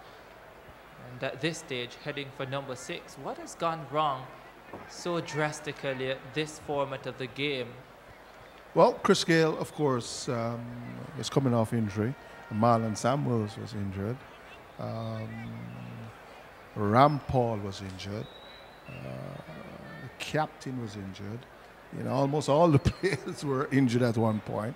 So, you know, this match is supposed to be all about getting back in form, as we see that ball outside the off stump, trying to hit it through the offside. End of another very, very good over. West Indies at Sabina Park, 85 for 8.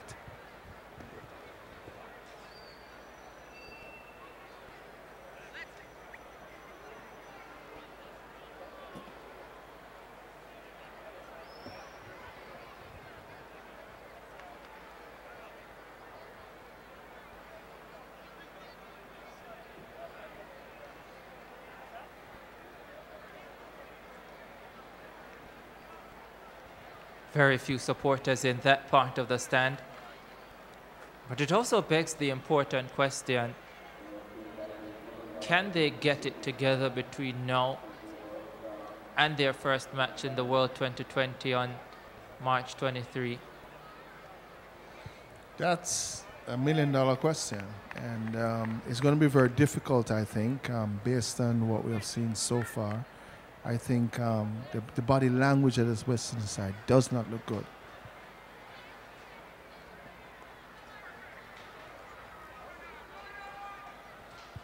Looks like quite a deliberate shot, just opening the bat face and running it down to third man.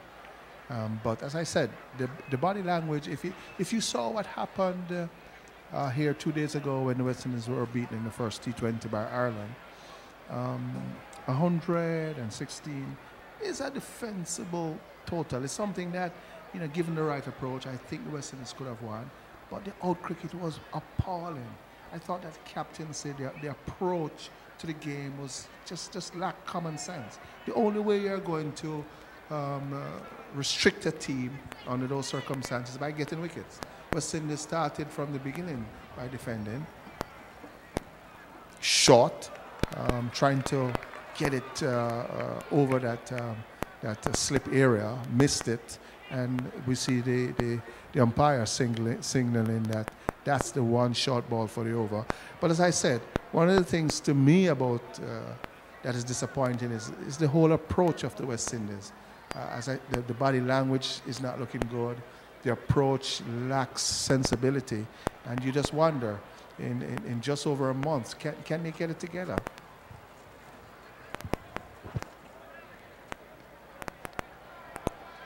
Do you call that smart bowling? It's a wide, so it will be an extra delivery and a run for the West Indies.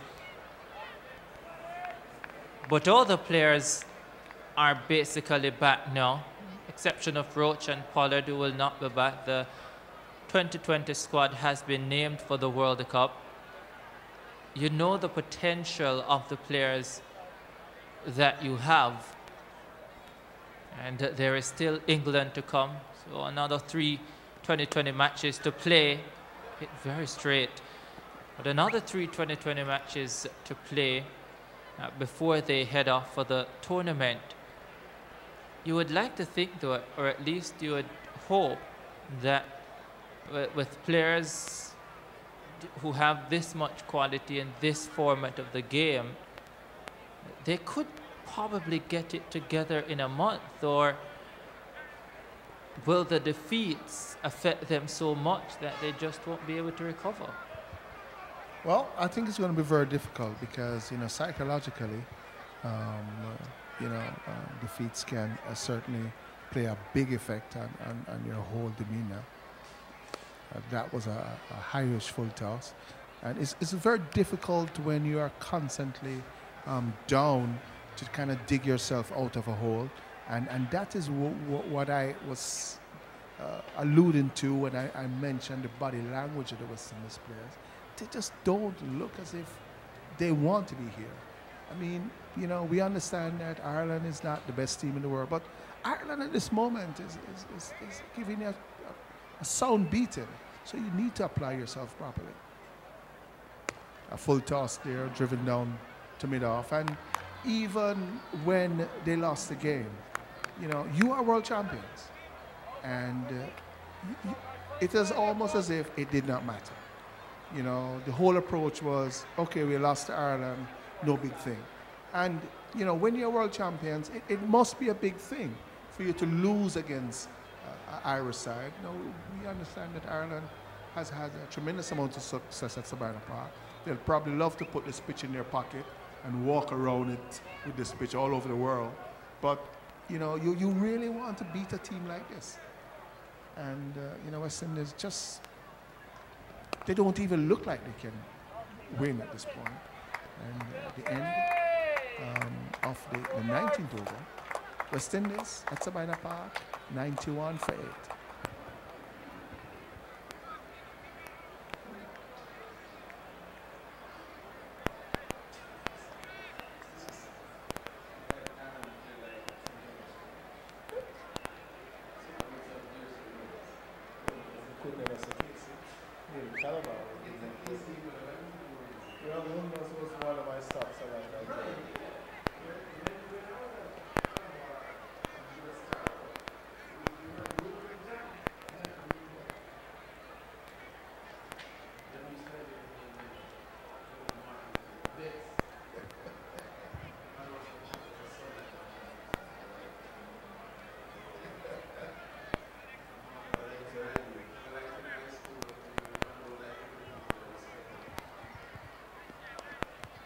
Final over then for the West Indies. Can they get up to the 100 mark? That's the big question. 5 deliveries now to get at least 9 runs. Well, if they don't get up to at least 100, that in itself would be absolute embarrassment. They did lose the first match, we understand that, but you know, against minnows like Ireland, you would at least expect that the West Indies side, even with all the disappointing approach to the batting and the negativity, that vibe that you feel, that they should at least be able to get up to 100. Maybe at 100 they might have a fighting chance. And so it's going to, you know, only 2 wickets left. You have 2 batsmen, Narayan and Badri, who do have the ability to hit boundaries, but there have been very few boundaries we have seen so far. Only 4 boundaries. But then the regularity of just being able to rotate the strike has not been there. And the swipes have been many. Whether they have connected has been the issue. And this is, again, and I keep going back to this because I feel it's important. You're not going to get those pitches every day that you can blast the ball onto the ground. He's gotten something onto that. But just a single. And not only that, your batsmen will not be in the type of form every day that they are going to come and, you know, hit the 6s and 4s that we know the Chris Gales and the Marlon Samuels and the Smiths are capable of. And when that doesn't happen, you want to be able to rotate the strike. You want to push for singles and 2s and keep the score going. That was a big hit, straight up in the air. Let's see if he's going to take the catch. And he does. It is a good catch. Caught and bowled. Another big shot that went nowhere. And West Indies, 93 for 9. Yeah, well, Cusack has definitely had a good day. He's mixed things up. He's utilized his variety. And he's part of the reason, no doubt, why the West Indies, they've only struck 4 4s and 2 6s. And you just get the feeling, look at that brilliant catch. That's not easy. That is not easy at all. His 4th wicket, and he's bowled it very, very well. But you just get the feeling, had there been a little bit more urgency midway the innings in terms of pushing the ball around, picking up the 1s, picking up the 2s, 93 for 9 could easily have been 120, 125. And then you're looking at a totally different match. But they just have not been able to do that. And the Irishmen, they're the ones who are smiling at this stage. And they should, because as we have been saying, it has been a very disciplined approach. I think Cusack has bowled particularly well, has been very consistent in his line and length, and has been rewarded with so far 4 wickets, looking to pick up his 5th. And that ball is hitting the air, and he could be out. No, it isn't. Dropping short, coming back for the 2nd. They do get 2, but again, in contention to pick up his 5th wicket. And all because he's bowling a good line in length. And the West Indies looking to push on, trying to get to 100 runs at this stage. Not much to lose. Ireland, I think, certainly can consider themselves that they've played a good match so far. Yeah, just 1 delivery left in the West Indies innings. 95 for 9 we should have. And there's the final delivery. We'll look for 2, I'm sure, or not. They'll settle on 1. Another disappointing West Indies innings comes to an end. 96 for 9 the score. They had a relatively positive start from Andre Fletcher and Dwayne Smith. But since then, it has really gone downhill. And it's been Ireland who have dominated. Narayan ending not out on 12 from 13. Santoki not facing a delivery. And that scoreboard does not make very good reading for the West Indies. Ireland would have taken that without doubt at the start of the match. And they will be going to the break without a doubt. And by far the happier of the 2 teams, Martinita. Certainly they should.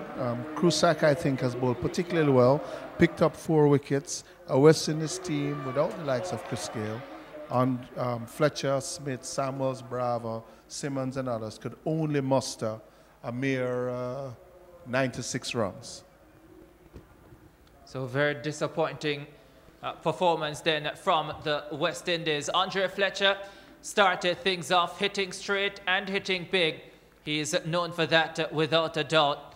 And very few boundaries for the West Indies. That when Bravo came in, but he didn't have many more of those. He didn't have any more of those because of this. William Porterfield doing brilliant work in the field, and Bravo run out, and West Indies in real big trouble at that stage. This man had opportunities, did Andre Russell, kept trying to pull.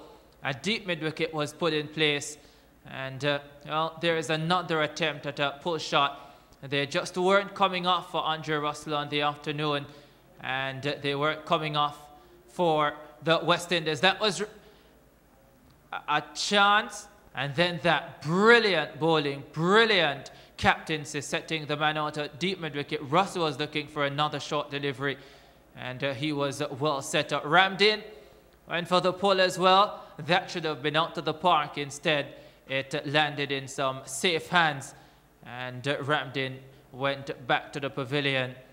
It was really difficult for the West Indies to push on at any stage of this innings. It was a wonderful catch from Cusack, caught and bowled, and Badri going at that stage. Ireland left happy, and then this man, Narayan, tried to get a few boundaries, but he hardly got anything on those. Just the one to end the innings. So Smith then 11, Andre Fletcher 19, Marlon Samuels 10, Lendl Simmons 12, Dwayne Bravo 10, Andre Russell 8, Darren Sammy 2, he was run out, Dinesh Ramdin 5, Narayan not out on 12, Badri made 5, and Santoki not out without scoring. The bowling for Ireland, Sorensen 3 overs, no maiden, none for 20. Murta 4 overs, no maiden, 1 for 22. Dockrell surprisingly only bowled 3 overs, no maiden, none for 14. Cusack, the pick of the bowlers, 4 overs, 1 maiden, 4 for 11. Thompson 1 over for 9 runs. He did pick up a wicket though. Sterling, the off-spinner, who will open the batting, 1 over, no maiden, none for 4. And Kevin O'Brien, I thought, bowled particularly well in the middle of the innings, 4 overs, no maiden, 1 for 16. So the story then, West Indies scoring 96 for 9. They scored at 4.80. Ireland will need 97 to win the match and to win the series as well. 2-0. It will take a special performance from the West Indies in the field if they are to take victory in this contest at Sabina Park. So we'll be back then with the Ireland reply to 96 for 9 made by the West Indies.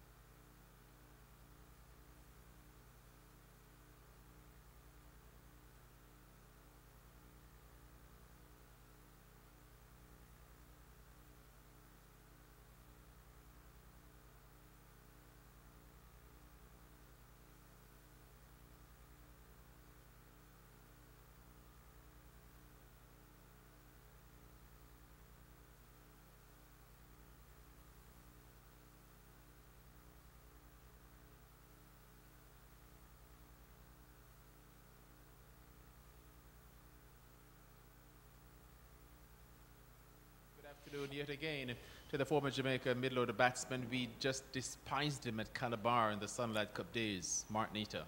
Well, you should. I made so many runs against Calabar that if I went to Calabar, I would despise me.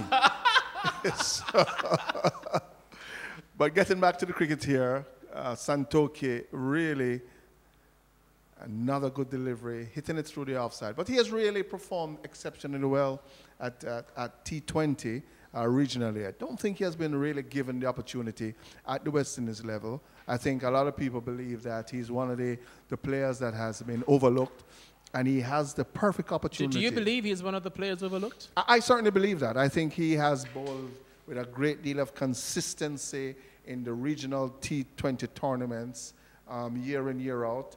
We saw him last year having an exceptional year. I think he was voted the most outstanding player of the series for the regional T20.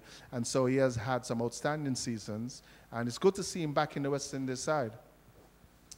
Well, here he is bowling to Sterling. Sterling is getting a ball that's pitched up on a middle and a leg stump. He was looking to turn this ball off his pads, took a leading edge, and luckily for him, went harmlessly into the offside. And Sterling kept a note. The captain, William Porterfield, is on one, and after 4 deliveries, Ireland are 1 without loss. And no real pressure, chasing 97 to win. Here is Santoki bowling to Sterling, and on the front foot, just carrying through the drive, getting it down to Andre Russell at mid-off. There can be no run. There is a slip, a man at short third man, a man just behind point, cover mid-off, mid-on, mid-wicket, and a man on the deep backward square boundary. That's the field for Paul Sterling, who is on naught. Final delivery of the opening over, being bowled by Jamaica's Krishmar Santoki. The umpires, Nigel Duguid and Joey Wilson. Over the wicket, here is Santoki to Sterling. Sterling looking to really open the shoulders, but just checked his shot, but had enough on it, going down to the deep mid-wicket boundary, crossing for the second run, and that's a good check on that occasion by Paul Sterling. Wasn't to the pitch of that delivery, might have been held back just a bit by Krishmar Santoki as well. So the end of the first over, conceding 3 runs with Porterfield on 1, Sterling to Ireland chasing 97 to win on 3 without loss.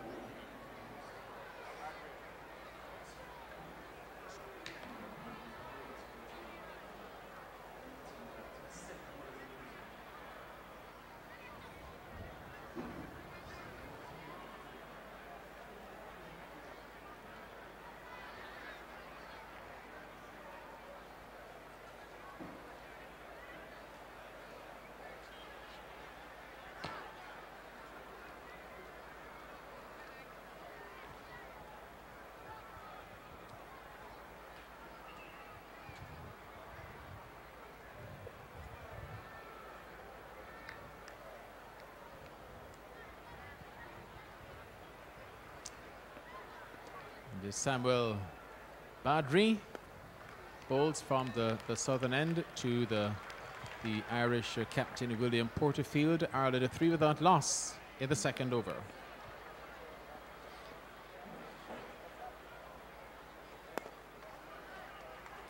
Now, quite don't understand the kind of cricket that has been played here by the West Indies.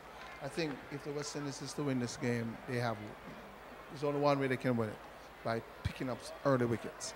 Badri in to Porterfield, laying it back up on the pitch, on the onside, and Badri fielded to his own bowling. Beautiful sunshine, not a large crowd, but good enough. It's a Friday afternoon with Badri bowling with the crowd behind his back at the Georgia stand. Forces Porterfield to play to that cover position, picked up there by the captain Darren Sammy. Now I'm 6'2", and Darren Sammy is a big man, 6'4".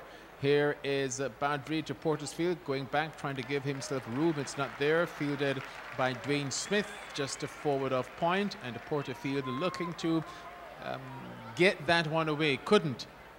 and faces the final ball from this over from Badri. And the Porter's field is driving and caught at the wicket.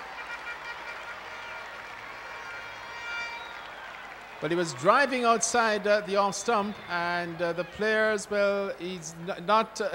Wicket didn't go. Looked as though with the players running around, but he drove outside the off stump. It was caught by Ramdin. He was running down to the other end of the pitch, and with that, I thought he was gone. Mark Anita. But the person who was caught was me. Yes, as William that was a Calabar. That was a Calabar move. Sorry if I gave you the scare there, but the captain, William Porterfield, is still there.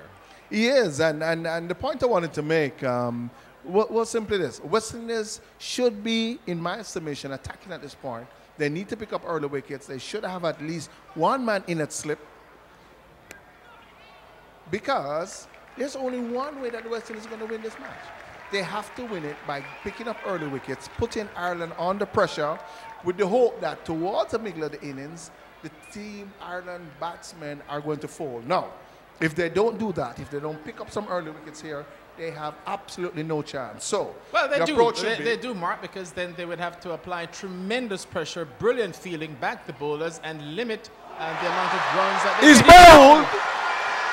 So now I've got the wicket as Sterling played all over and around that delivery from Krishmar Santoki, left arm over the wicket, and Paul Sterling knowing nothing about it.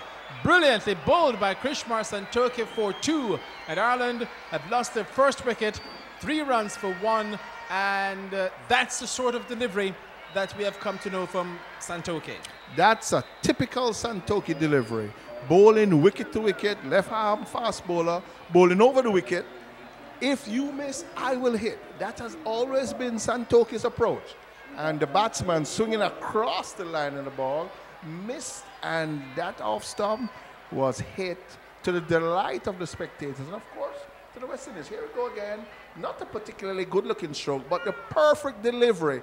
And that's what Santoki brings to the T20 game. He is consistently bowling between middle and off stump. And if you miss any at all, he's either going to get you out bowled or he's going to get you out LBW, and just the kind of start that the West Indies would need. And exactly what you said, Mark, that the West Indies would need to pick up wickets. That's what Ireland did. And to William Porterfield credit, his captaincy today was nothing short of brilliant.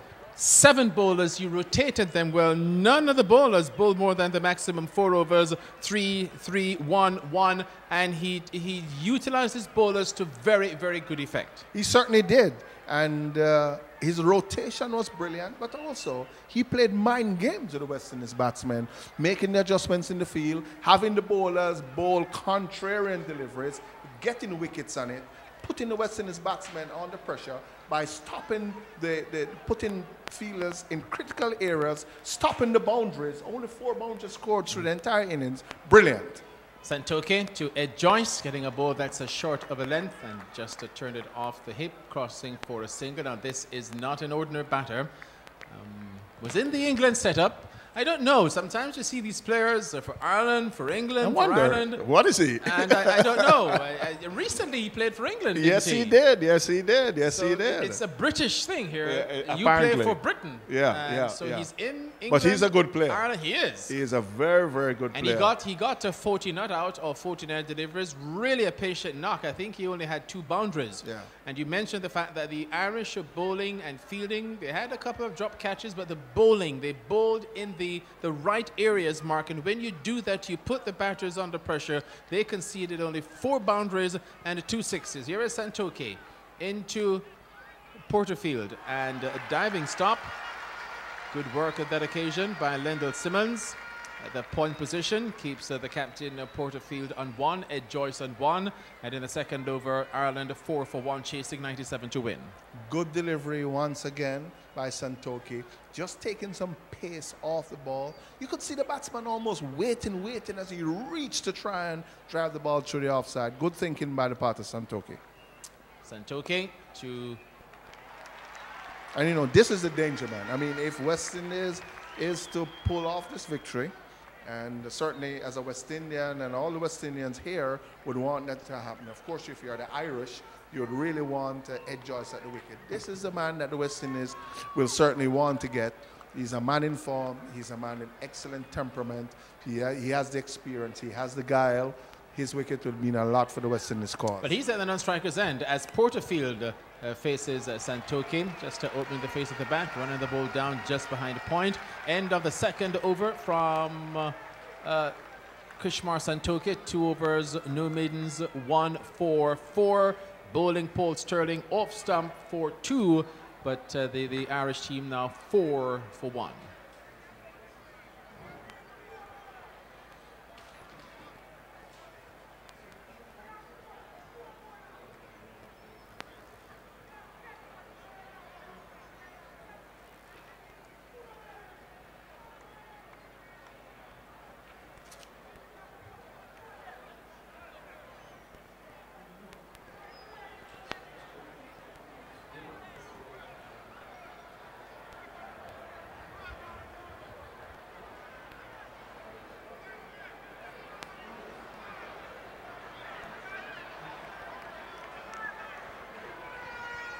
Badri to Joyce, beaten outside the old stump, taken by the keeper, but Joyce on that occasion, as good as he is, wasn't good enough to get a touch. Need to have a slip in.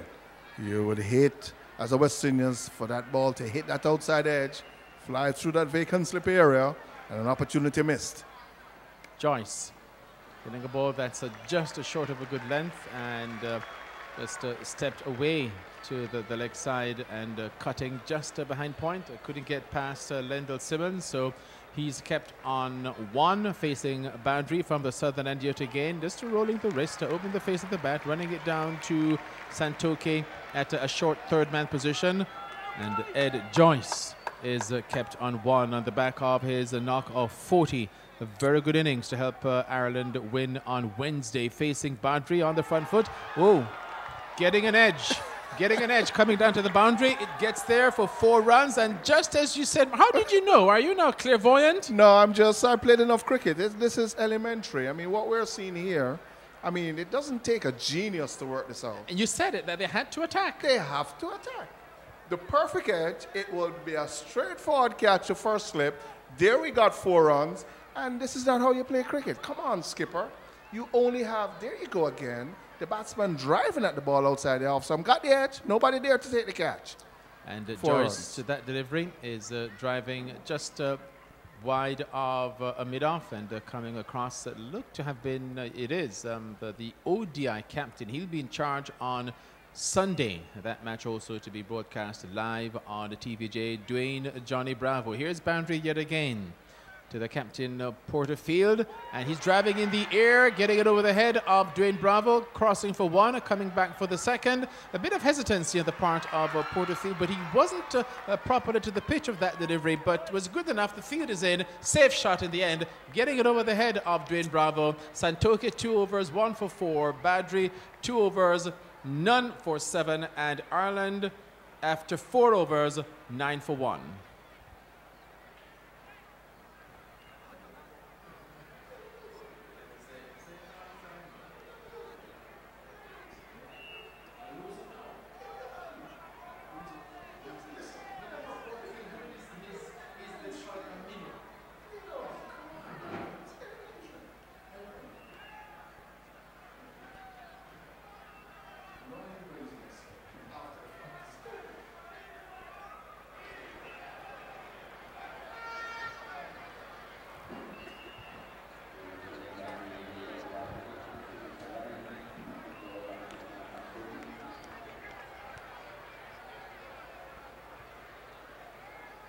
$11 for 1 Ireland, getting into the 5th over, and Ed Joyce working that ball off his pads into the onside, gets a single, takes him on to 7. Now we have a slip in place. Don't know, might be too late, because there was an opportunity the previous over off Badri.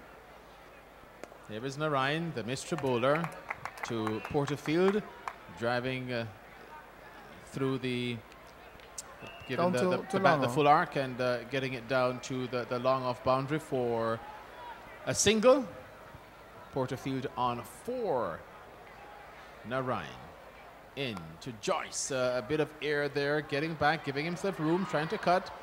And just one bounce just behind point and going through for a single. And immediately they're now trying to attack the bowling mark. You can't get the ball away. You don't get the impression that the Irish are big hitters and just content to rotate the strike at the moment. One boundary, a streaky one, outside edge through the vacant slip cordon.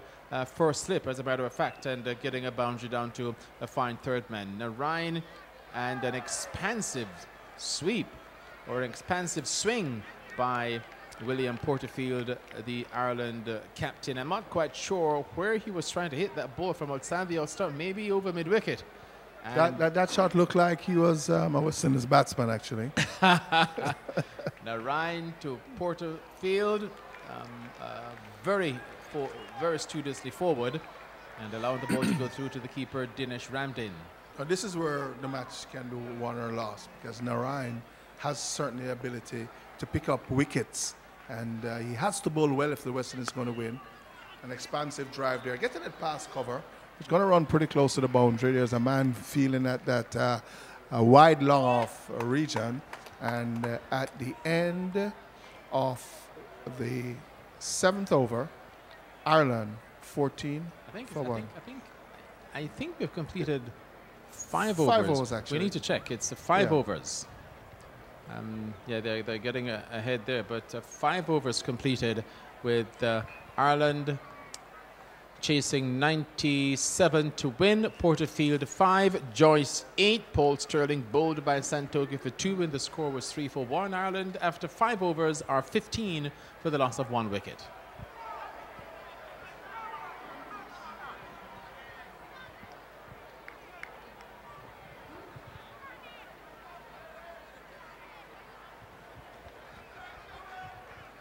And here is Samuel Baudry to Porterfield, and a appeal for leg before. Well, as a matter of fact, he's bowled. Bowled him.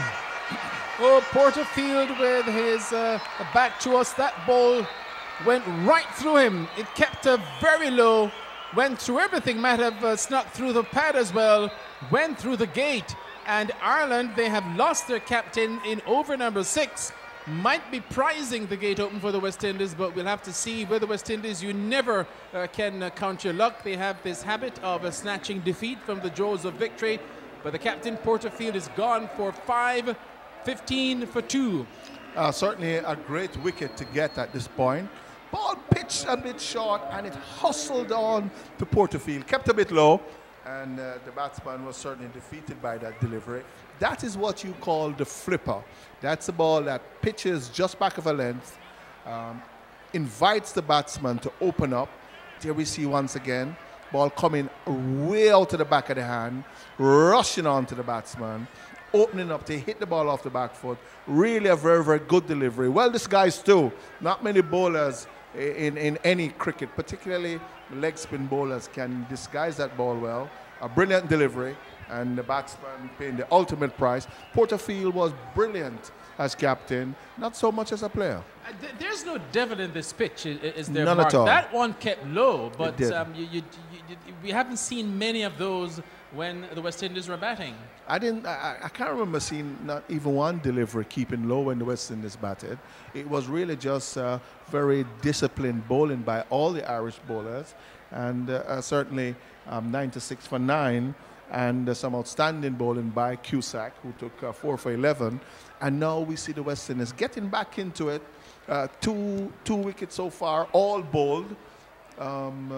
Badger producing a flipper to get rid of the captain. And of course, Sterling was bowled by Santoki as he tried to hike the ball over the mid-wicket region. And the West Indies would want to put some pressure on. We see now Sammy, the captain, at first slip. So we see some amount of pressure here being applied, and let's see what happens. Badry comes in to the Ireland wicket keeper, Gary Wilson, and on the front foot that ball just went just behind point. where it's picked up by Lendl Simmons. Narayan, in fact, fielding just behind point. Here is boundary yet again into Wilson, and looking to cut outside the off stump, made no contact, and it was taken by the keeper Dinesh Ramdin. We are in the 6th over. 3 deliveries to go. Badri to Wilson on the front foot, pushing into the offside, picked up there by Andre Fletcher, and there is no run. So Darren Sammy now takes himself away from that slip position, goes into the cover, and trying to limit the amount of runs the Irish can get. Wilson is back and cuts well. It's running down close towards the boundary. It gets there now. That's 4. So Darren Sammy really looking for Badri to keep the ball in the danger area. He strayed outside the off stump, allowed Wilson to open his shoulders. It was wide outside the off stump and cut behind point for 4. Yes, a good shot, well executed. Not a particularly good delivery, but you still have to hit those to the boundary, and he did so well. And here is Wilson just nursing that comeback delivery from Samuel Badri, defending very well. And at the end of the over then, Badri 3 overs, 1 beaten, 1 for 11, with Ireland on 14 for the loss of 2 wickets.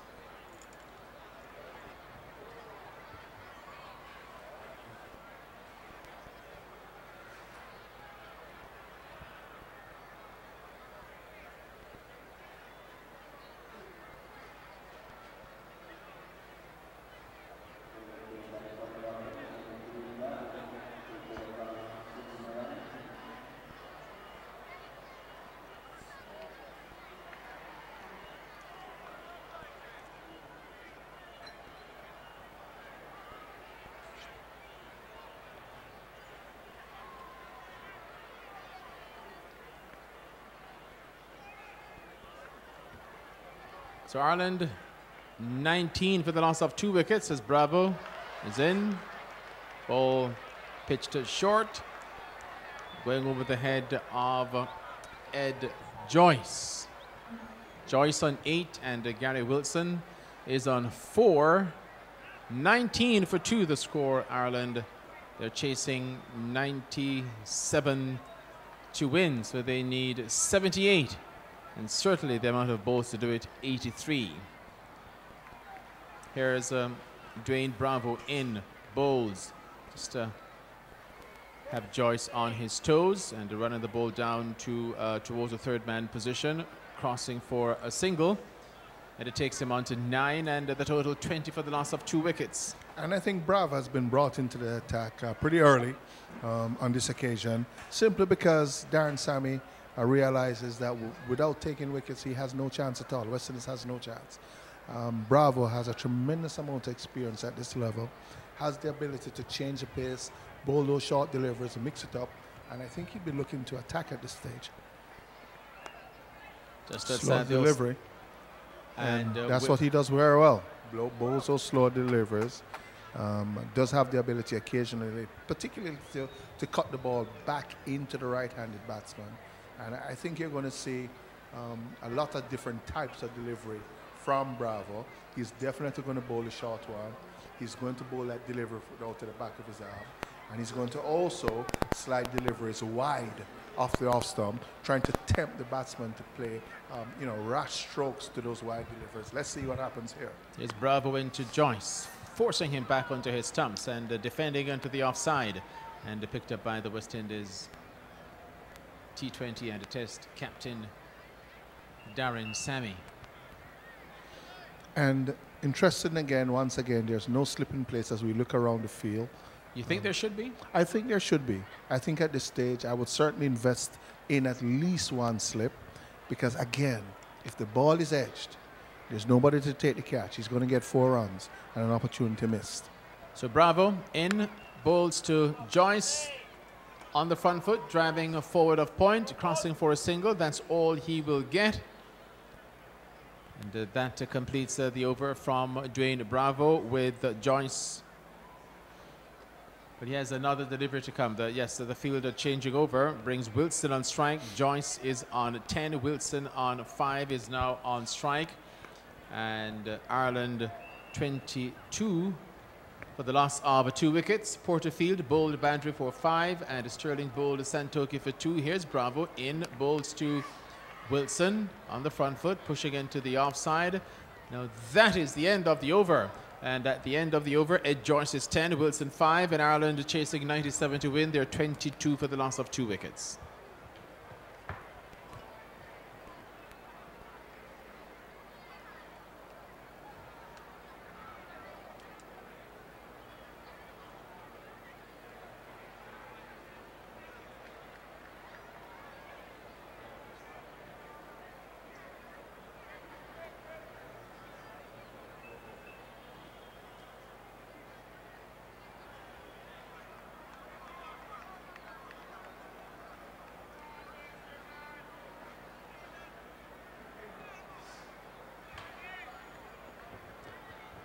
So Ireland behind the run rate, but no real pressure at this moment.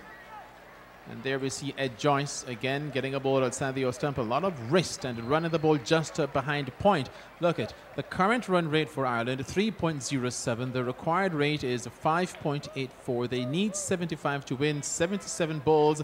You don't want to put yourselves under pressure. And to that delivery is going to be out caught. He turns and walks away. And just outside the stump, and that's the wicket that you want. Ed Joyce, beaten by the mystery man Sunil Narayan, switched around from the north to the south and forcing Ed Joyce into that shot outside the stump, again looking to run the ball down behind point, Mark, and getting the edge, and Dinesh Ramdin did a good job. He's gone, caught for 10, 22 for 3. Ramdin did a very good job in taking that catch, but also have to give Darren Sammy credit. Ball was shot outside the off stump, a lot of turn in that delivery. One of the few deliveries that we have seen so far that has turned so sharply on this particular pitch. But why I say we have to give Darren Sammy credit is because of the rotation of the bowlers. We saw Narayan bowl only 1 over from the northern end. Bravo replaced him from this end. He was switched around, brought from the southern end, the George Headley stand. Must have been something that he saw to have switched him from the north to the south and replacing Bandry, and Bandry wasn't bowling badly. And you also have to remember, Mark, that it was the same thing that Porterfield did. So maybe there's something out there that they're seeing, and one would have to think that Darren Sammy, he has the more potent bowling staff than Porterfield. I would certainly think so. And I think what is happening is that for the right-handed bowler bowling over the wicket, as we look at the very famous Kingston Cricket Club stand. Kingston Cricket Club, of course, as you know, has produced some of the greatest West Indian stars over the years. And I'm saying that as a Melbourne man, the likes of Jeffrey Dujan, Alan Ray, Jackie Hendricks, etc. But, you know, good rotation. We see some pressure now being exerted. There's a scorecard. And Narayan coming in once again. But this time with a slip, that's short, forward short leg position, showing some measure of pressure, attacking, realizing now that the door is open. Right. And the West Indies now would want to drive home that advantage that they have.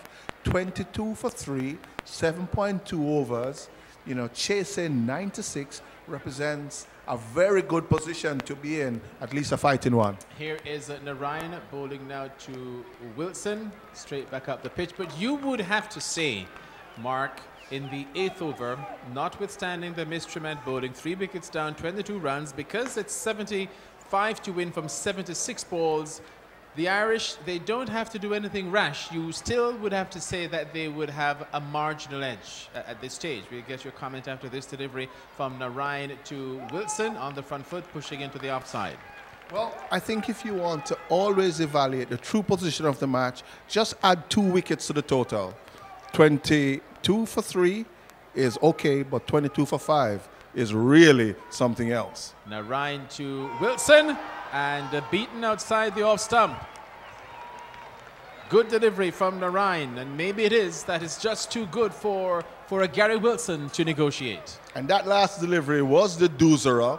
That's the one that spins away from the right-handed batsman. Given the same off-spin action, really see Darren Sammy had slipped, holding his head. I mean, that ball went so close to that outside edge. Once again, you're going to see the ball pitching and just deviating away from the right-hander with that same off-spinner action. Brilliant delivery. Very few bowlers, I can tell you, in contemporary cricket can bowl that doozera to good effect. And Narayan is certainly one of them. And you could see that, that Wilson was looking to negotiate the ball coming into him, and at the last minute had to change and follow it on the outside. So he was deceived, and he could have given the edge to Ramdin and maybe at a first slip, which was vacant, ironically. Here is the captain, Darren Sammy, bringing himself into the attack from the north, replacing Dwayne Bravo. It's funny. I just try, maybe I read too much into this. I'm not a conspiratorial man, Mark, but it's funny the way Dwayne Bravo handles Darren Sammy in the ODI when Dwayne is the captain, and the way Sammy handles Dwayne in the T20 game. You're reading too much into that. You're reading too much into it. Too much novels, yeah, huh? Yes. Here is Sammy. Oh, that ball is driven nicely down on the onside, but he won't beat Fletcher here once he feels good enough. He did. And returned the ball to the captain, Darren Sammy, at the bowler's end. But a lot of rotation so far in the bowling attack by Darren Sammy, constantly shifting around his bowlers, and so far to good effect. 24 for 3 represents a good response from the West Indies. Sammy into Wilson, and just defending back up the pitch, fielded by Sammy. And I think that's the kind of approach that you need to adopt. When you looked at Porterfield for Ireland, he did something similar. Used all of, 7 or 8 bowlers? Yeah, and 7. And what he did is that constantly kept the West Indies batsmen thinking. Darren Sammy employing a similar tactics to great effect at this point. Oh, Wilson going for a pull and gets it down just behind square, but only for the extravagance of the shot. He only came up with one. Good field out in the deep by Andre Russell, who is he's an all-rounder of all-rounders in contemporary cricket. He fields brilliantly, bats reasonably well. Would you say he's a batting all-rounder or a bowling all-rounder? Well, I think based on what we have seen so far, he's played on this West Indies side as a batting all-rounder. Only bowled one over in the last game. What would you classify him as? I think that I would just say that he's an all-rounder. I think on his day, he certainly has the ability to hit the ball as far as anybody in cricket. On his day, he has the ability to pick up wickets. Which one he's better at? He's a good cricketer. He's a good outfielder. He's a good bowler and competent batsman. Oh, Sammy throwing up a full toss, and he's going to be out, caught in the covers. It's to be by Marlon Samuels. We'll take a look at that again. Was that a ball that got away from Sammy? No, it was a slow delivery. Let's take a look. There you go. It came up as a full toss. That's what I meant. It was a full toss, and those are the type of deliveries that you crash for 4 or 6. And clearly, Wilson, Pointer it was, who was deceived by the ball held back. And Marlon Samuels took a comfortable catch in the covers. He's gone for 2, 25 for 4. And all of a sudden, the West Indies are back in this game, Mark. And that's what I said to you before. If you really want to judge the position of the match, just add 2 wickets to the batting team position. Previously, there were 22 for 3. If you added 2 wickets, 22 for 5, that's a disastrous position to be in. Ireland lost that wicket because the batsman was deceived by a clever change of pace by Darren Sammy. But the West Indies were lucky, though. That's a full toss. Chris Gill would have driven us out of this commentary booth, and we're 3 stories up. Probably. But then Ireland has no Chris Gales. I know. They have no Chris Gales. But the fact is that many times this is what deceives batsmen. It's not necessarily the brilliant delivery, although those get wickets. But sometimes that subtle change of pace, that's what does it. And we saw that on that occasion. Now, I don't know if it is that the Irish batsmen are batting themselves, and not backing, I said batting themselves into a corner, because the run rate is all the way down to 2.78. I wouldn't say that the West Indies are bowling with hostile economy. It's the spin of Narayan, the spin of Bardry, the gentle medium pace of a Bravo and a Darren Sammy. But let's see. Here is... Wow, rotation. And now Badri comes back from the south. Your thoughts on what Darren Sammy is doing here? He's returning the favor that Porterfield dealt to the Windies. A lot of rotation indeed. Badri in, Wilson just... and especially the last over from Narayan, from the George Headley stand was a particularly good one, very successful. He did pick up the very important wicket of Ed Joyce. You would expect that you'd bowl another over, but in comes Badri. Has picked up one so far, and that ball is short, wide. The batsman hitting it down to the point region. Some good cricket there by Andre Russell. He's really very good in the outfield.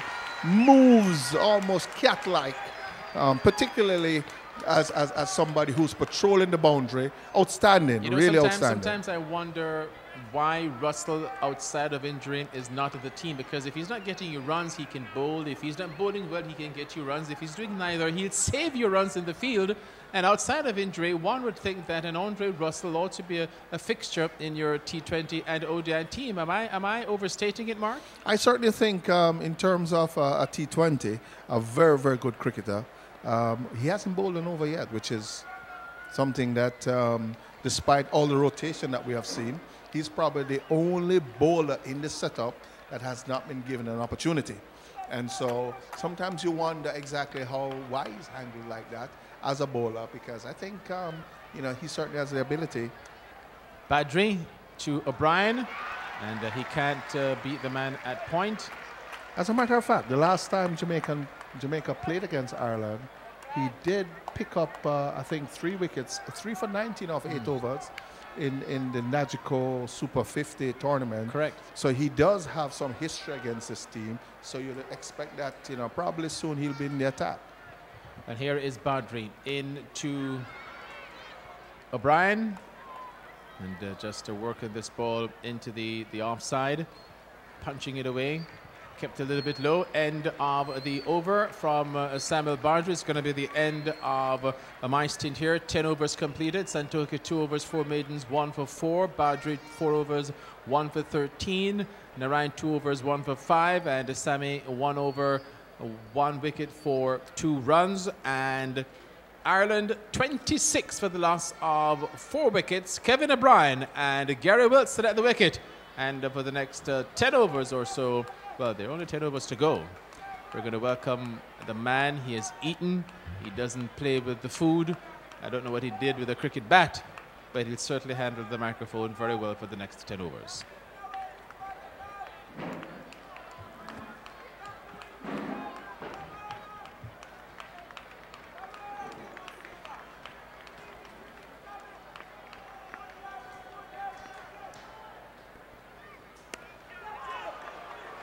Another attempt at a slower delivery from Sammy. That's brilliant work out of the deep mid-wicket boundary.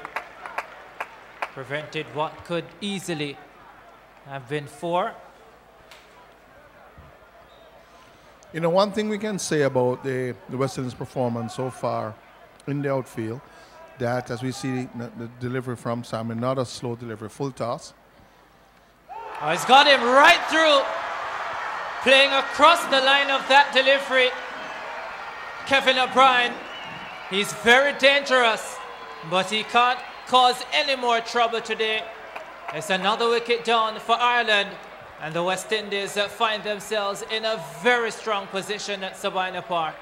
Very strong indeed, and Darren Sammy has bowled particularly well. Just a little more pace. That ball hustled on to the batsman, right through the gate, between bat and pad, hitting back the middle stump.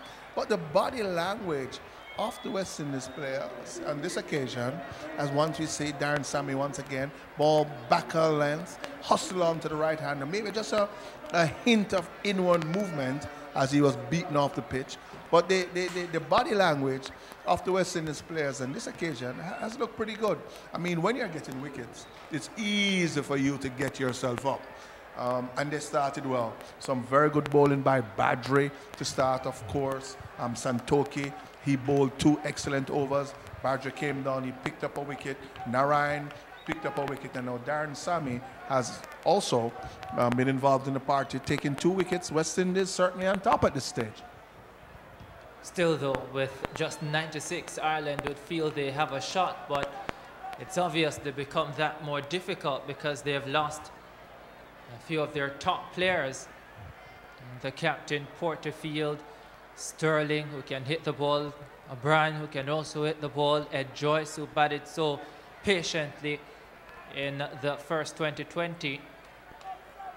Thompson is the new man out in the middle. And these two would definitely want to get a partnership together. But you're right, the attitude has looked different.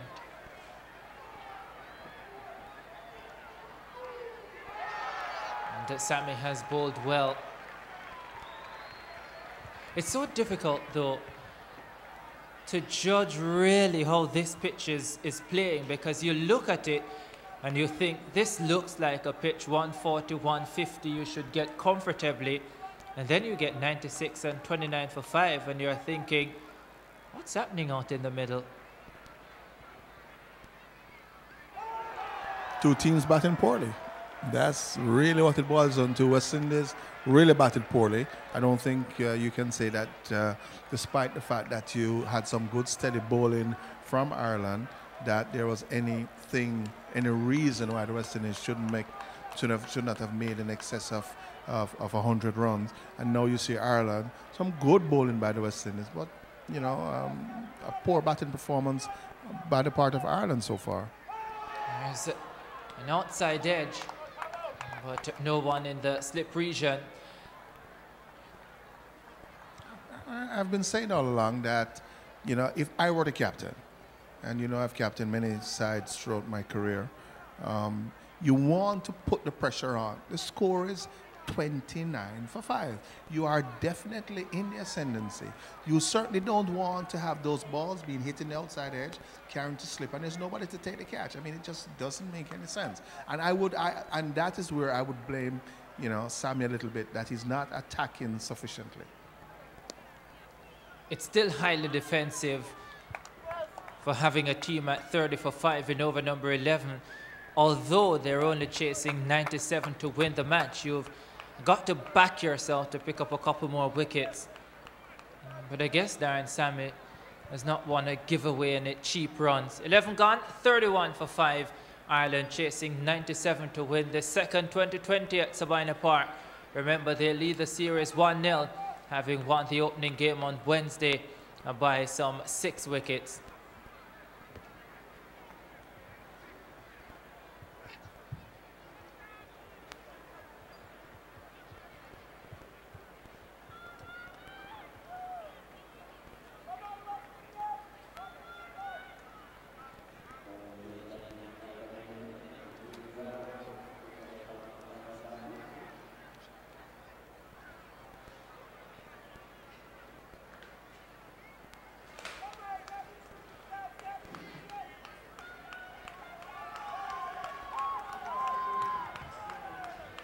His 1 over cost just 3 runs. Bravo. And you're right, he's so brilliant at bowling different deliveries, giving the batsmen different looks. And in this format of the game, that's extremely handy. And that's pretty much what the Ireland bowlers did as well. Really had the West Indians struggling. And Bravo is doing the same, like he usually does.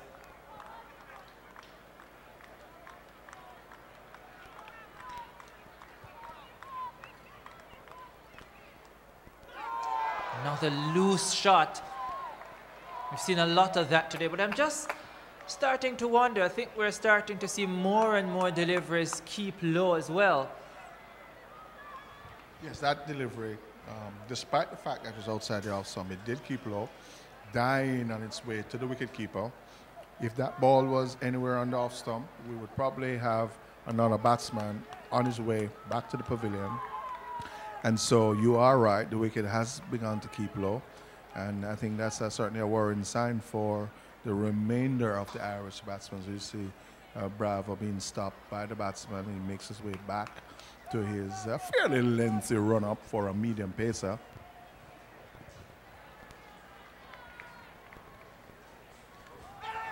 Then that one gets up, and what it tells you is that the pitch is probably not as true as you would think. That's a boundary for Ireland, though, and they will take them any way they come. I would just say, though, that that's more of an effort ball. I mean, that's the bowler bending his back a little more, trying to get the ball up around head height. You see there, that ball was banged in short. I mean, that was an attempted bumper, and it did bounce. And bounce high enough to get over the wicketkeeper head, but that ball was actually banged into the bowler's half. Look at that. That's very, very short. Over the batsman head, over the wicketkeeper head, into the boundary. So that was an effort delivery. You'd expect a ball that short to get that height. And poor old Dinesh Ramdin.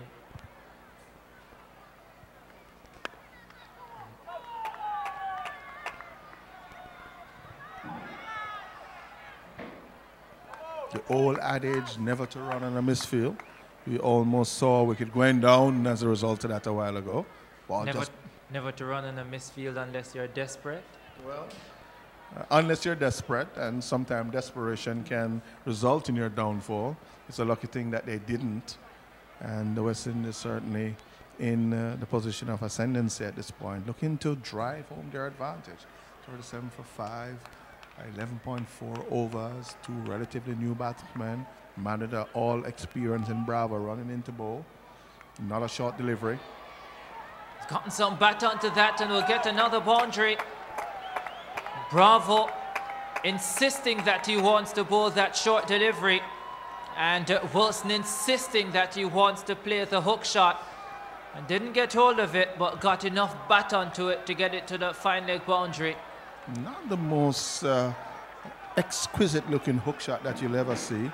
Pulling his head away almost towards square leg, as we see once again. Ball dug in short, tempted to hook, and there, hitting the top edge, going down to that vacant fine leg position. But Bravo would continue, I think, to bowl short deliveries. Let's see what happens. Slow delivery on that occasion. You did mention, Rohan, his ability to change his pace, and we saw a perfect example then at the end of the 12th over. Ireland chasing 96 to win are 41 for 5. There is Andre Russell. Sammy has not shown a lot of confidence in his ability with the ball, certainly not since he was smashed all over the park in the World 2020 semi-final against Australia. Sammy just does not seem to give him the ball.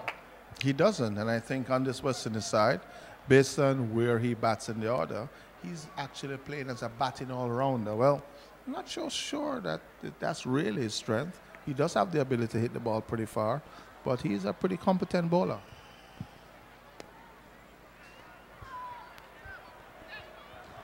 The West Indies will have to be careful as well, because it's still a very tight game. 54 to win from 47 deliveries. Yes, Ireland, they've lost 5 wickets, but in the context of 2020 cricket at the international level, I would like to think the batting side would still have the advantage at this stage. Well, I don't know if you want to bet on that one, but I'm not a betting man. Oh, I know you aren't. Just being facetious there, but I think that the West Indies would really have to give this one away from this position. I don't think that the Irish has enough depth in their batting, and the more the overs move along, is the more pressure is going to be on this Ireland side, and you're going to see some pretty awful looking shots towards the end, because people are going to be swiping at virtually everything, and particularly when you think that Narayan still has a couple of overs to bowl. I think if they can navigate Narayan well, then they might have a chance.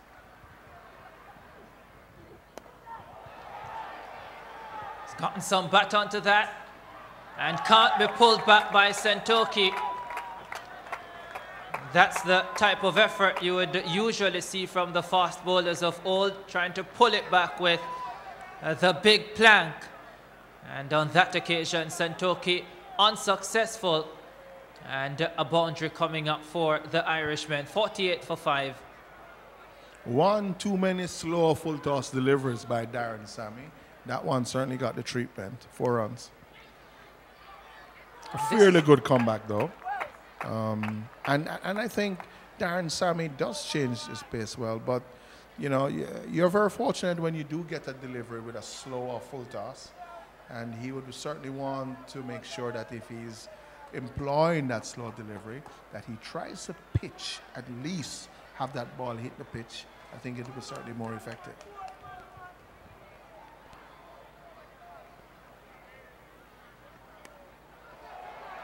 That's clipped away. Oh, he's got him. Straight out towards the man at backward square leg, and Dwayne Smith doesn't put down too many. And he definitely does not put down ones like that. Darren Sammy gets his third wicket, and Ireland lose their sixth, 49 for 6. And I dare say it tells the quality or lack thereof of the teams, because I just feel at this stage it just requires some normal batting, and then Thompson, I'd like to think, just giving his wicket away.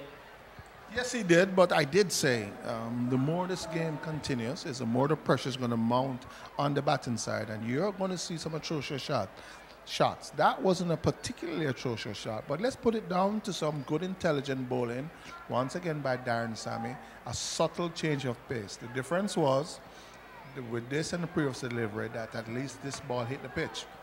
And he did try to hit the ball over the onside, and he was out caught in the square leg region. But Darren Sammy has really done very, very well for his team, for the West Indies team. He has now picked up 3 wickets for 13 runs, 2.5 overs, which represents an excellent fare, particularly for a West Indies team that is struggling. It was always going to be important that they picked up wickets at regular intervals, and they've done that brilliantly. And it has helped that the pitch has kept a little bit low. And Ireland finally reached the 50 mark, and they get there after 13 overs. They are 50 for 6. And, well, which way is this one going? The 50 coming up in 78 deliveries, 53 minutes. Is it advantage Ireland or advantage West Indies? The pendulum, I think, has definitely swung in the West Indies' favour. Narayan back into the attack from the George Headley stand end. As you see, a beautiful view of Sabina Park with the Blue Mountain Hills in the back. Nice. Just a few clouds in the sky. Beautiful blue backdrop. Beautiful Sabina Park. You're actually looking at the northern stand. This is the stand with many, many corporate boxes. The elite, so to speak, as Narayan comes in once again. That's nicely played, actually. And the little paddle sweep justice. I gather you own one of those boxes? No, I own 2. I'm not surprised. And I hear you're in the process of buying a 3rd. You want me to tell you all my business on here, which I refuse to. Back to the cricket at Sabina Park. Narayan once again. And I think Narayan has bowled particularly well. Has bowled the doozer, I think, to good effect. Has picked up a wicket with it, and certainly would want to try and wrap up the Ireland tail at this point. He's gotten the ball to grip and turn as well. That's always going to present problems. Always. And I think that is what is happening to this pitch. It has begun to wear a little bit. Keeping just slightly low, getting some turn at this point. Let's see what happens to that delivery. That was actually the doozer, the one that goes the other way. I think the batsman negotiated pretty well. Just coming onto the front foot, and as the ball turned, hit it down to mid-off. But, you know, Narayan, this is his bread and butter, the T20. Considered to be one of the elite players in world cricket, particularly at this level. And, you know, looking to win a game for the West Indies. Did you have bread and butter for breakfast this morning? Bread and butter. Still thinking? Again, Yeah, I did have bread and butter actually, I but I didn't have breakfast with you. I didn't have breakfast with you. You said bread and butter about 10 times now. So far? Yes. Maybe that's why. I have to have a word with my wife about that. No bread and butter tomorrow, darling.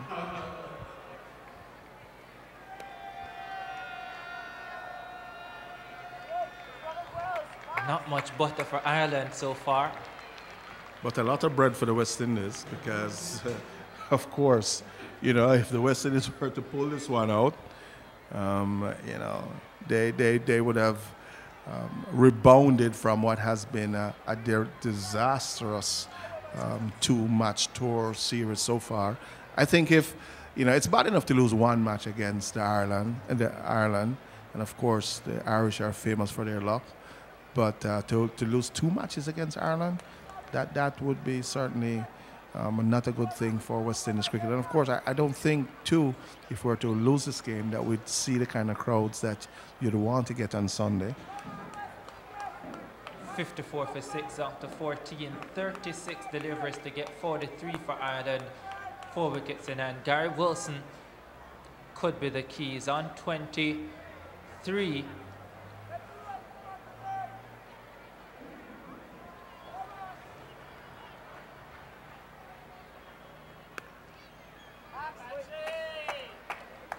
You get the feeling he's the man that could make the difference for Ireland because he's been there, he's set, he knows what the pitch has to offer.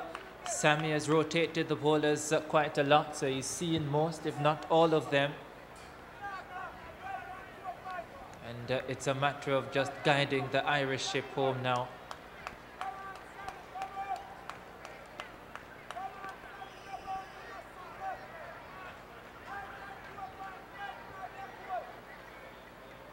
And we'll get runs here. And not exactly the way he might have planned it or intended. But it's another boundary, no slip in place again. And Wilson getting a thick outside edge. And there is another boundary for Ireland. I've said it over and over that when you are in this very strong position, you want to drive home your advantage. You do that by having fieldsmen in areas that if there are false strokes, they'll be able to take a catch. Batsman getting off with an outside edge. A good comeback here from Darren Sammy, just pitching outside the off stump. But Darren Sammy, I think, has bowled well. I think he has rotated his bowlers very well. Not so sure about his field placing. Not so sure about his awareness of the game and the important moments in the game, because that is what really separates the good captains from the outstanding captains, when you put fielders in positions before they happen rather than after. There's another train of thought as well, that when you lose so many matches, even when you get yourself in that winning position, you're so cautious that you don't give it away, that you kind of overthink things, and where you would be aggressive or attacking, you think more not giving it away, play safe. And I wonder if that's what we're getting from Darren Sammy in this case. I'm sure the side who had been more used to winning probably would have had 2 slips and a gully in there. Well, maybe not 2 slips and a gully. That is probably too much aggression. But I get your point. I get your point. And there might be some truth to it. You just don't agree. Just don't agree with 2 slips and gully. But yes, I think, you know, again, if the West Indies are to win this game, and at the end of the 15th over, Ireland chasing a meager 96 for victory, are 62 for 6.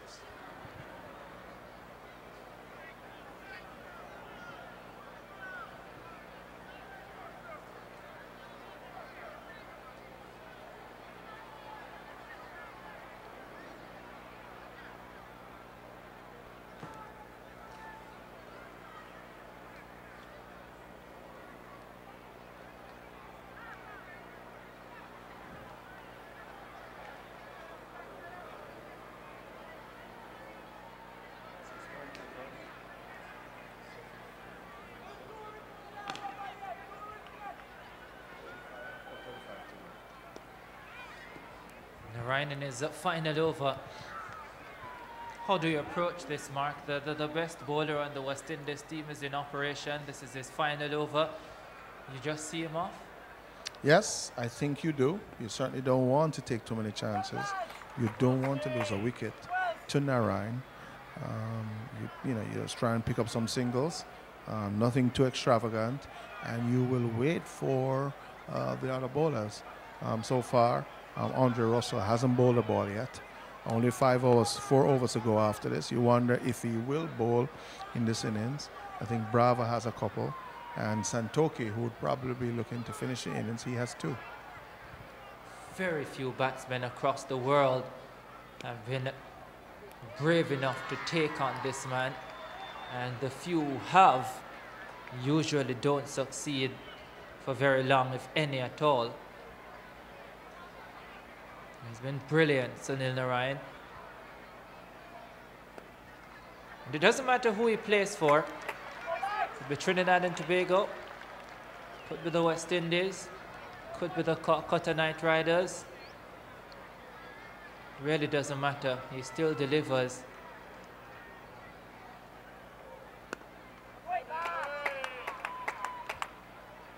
But they've done a good job this over. They have, but at the start of the over, they were looking to get 7 runs per over. So I think so far there has only been 3 runs scored, so they're still behind the 8 ball, so to speak. But at least they'll bat themselves against everyone else. That is true.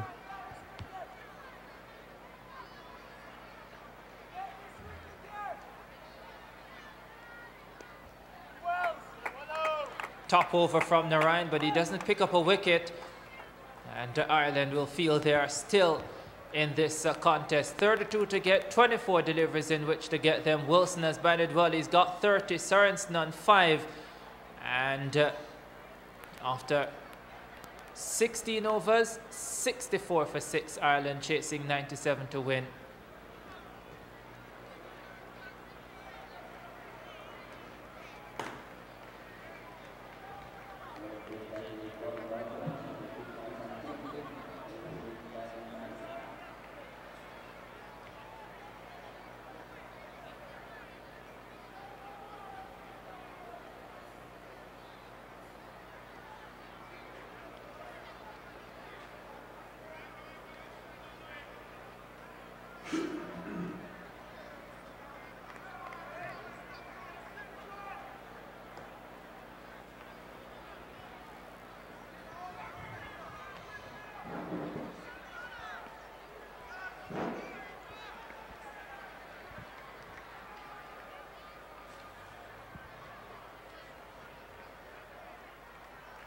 Ireland requiring 8 and over from here, and immediately wanting to take on Santoki. Will only be 1. It's going to be interesting to see how Captain Dan Sammy handles the bowling attack from here, especially with if Santoki is part of the setup going forward, and he is in the World 2020 team. But Narayan is usually the one who at least before this, that he's going to bowl in those last 4 overs. He's finished his 4 with 4 still to go in this match, because they now have Santoki, who they feel can close well too. Yes, but how can you consider Santoki a closer when he's not good enough to play in the first game, when he's not good enough to go on tour with your West Indies side, and now he's good enough to close both the last few overs? Don't make sense. Don't make sense.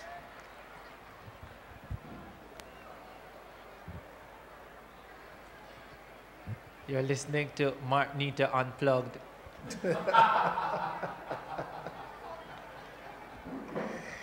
Unplugged indeed.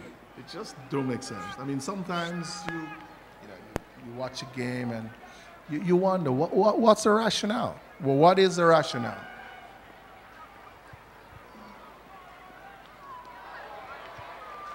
What's the rationale? Santoki has bowled well. We know that he has the ability to close. I mean, he has done so successfully for Jamaica year in, year out. Well, how many T20 matches has he played? This is his third. His third. And he's one of the leading T20 bowlers in the region. But it's his third, and he's good enough to be bowling the 17th over, and more than likely he's going to bowl the 19th over.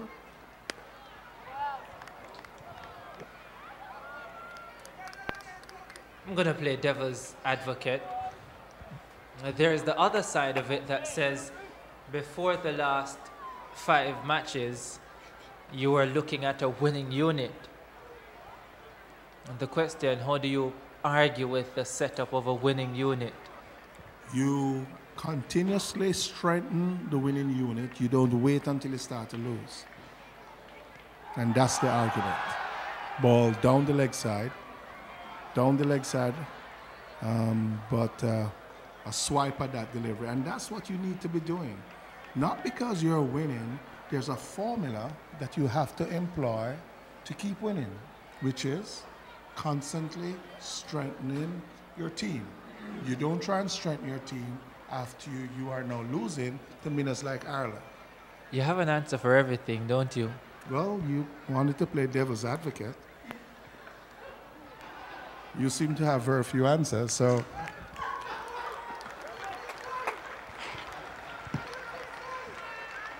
I get paid to ask the questions. And I dare say I don't get paid enough.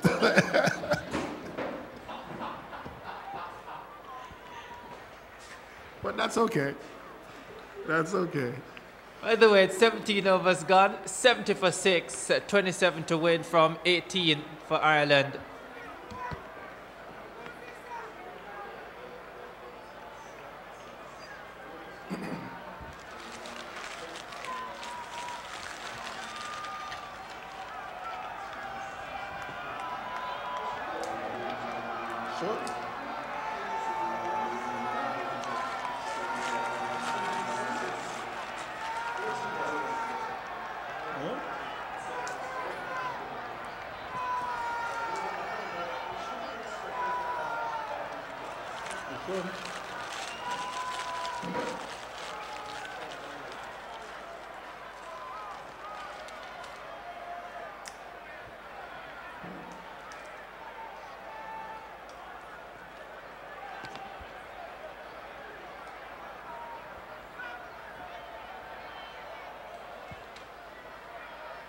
This could be a very tight finish then at Sabina Park for this second 2020.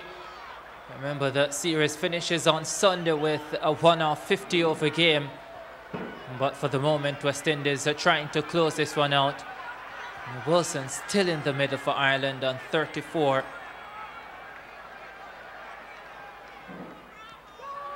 Wilson has played well. Very sharp single. Could be close. Could be close, but very good cricket on the part of Ireland on that occasion. The ball did hit the pad, went very close to the stumps, but great awareness by the non-striker who was backing up. He was almost at the batting crease before the wicketkeeper could get up to the wicket, so therefore it ended up being a fairly easy single. Interesting to see Bravo going round the wicket. We're trying to cramp the batsman for room, which is exactly what is happening. Ramdin unable to pick up and effect the run out, but the non-striker Wilson was halfway down the wicket by the time the shot had been played. Good backing up on the part of Wilson. You know, if I were the bowler, I would just probably caution Wilson that if you leave your batting crease before I deliver the ball, I'll probably run you out. But at this point, the question is, who wants it more? Is it the West Indies or is it Ireland? The team who wants it more will be the victors. Deep mid-wicket and a deep square leg. And that's exactly where he's trying to hit the ball. Wilson. 2 men waiting on that shot, and Bravo going round the wicket. Maybe trying to get the ball to go across the right-hander, which would mean that he is playing against the line of the delivery, which makes it more difficult to effect the shot. Or at least to clear the men on the boundary.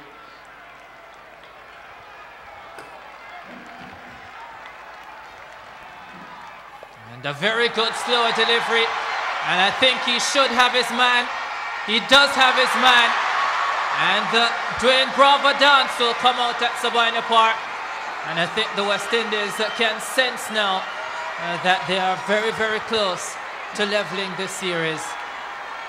Great dance, really great dance at the end of that one. I don't know exactly the latest jingle at Carnival, whatever it was a great piece of celebration. Perfect slow delivery into the legs of the batsman, and the Bravos of this world will not drop a catch like that. Look at that, and then look at the celebration. Yes, excellent. West Indies on top. Can you dance, Mark?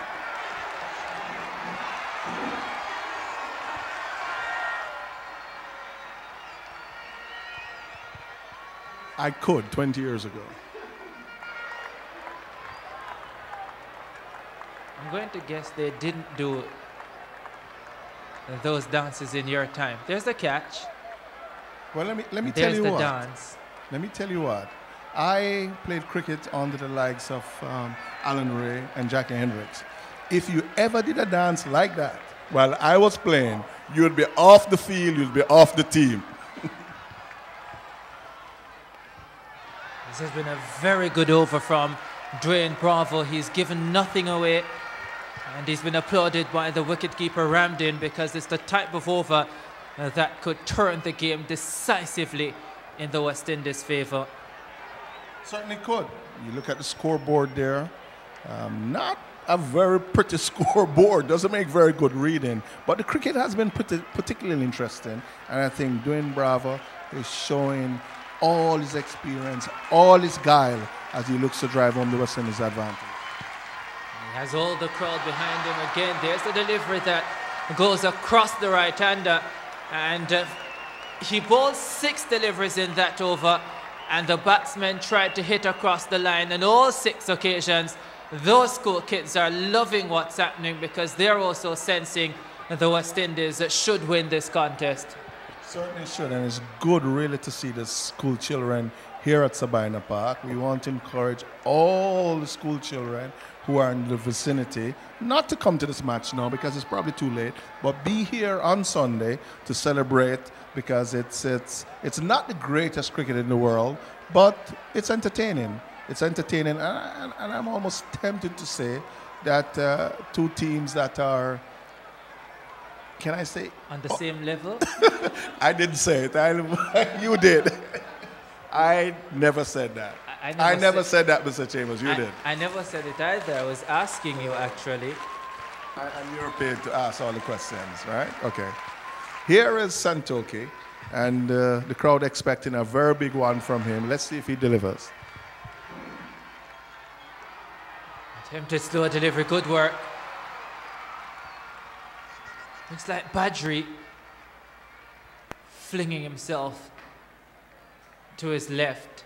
And he's not noted for his feeling, but that is what happens when you're inspired, when you're playing well. West Indies playing well. He's not noted for anything except his bowling. That's correct. That is correct. But that was a really good effort on his part, because if the ball did pass him, it would certainly be 4 runs.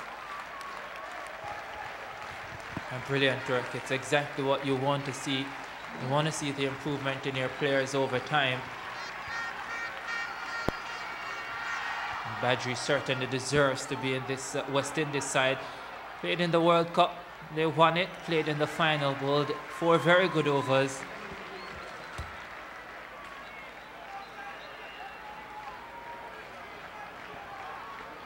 But this one slipping away from Ireland's grasp now.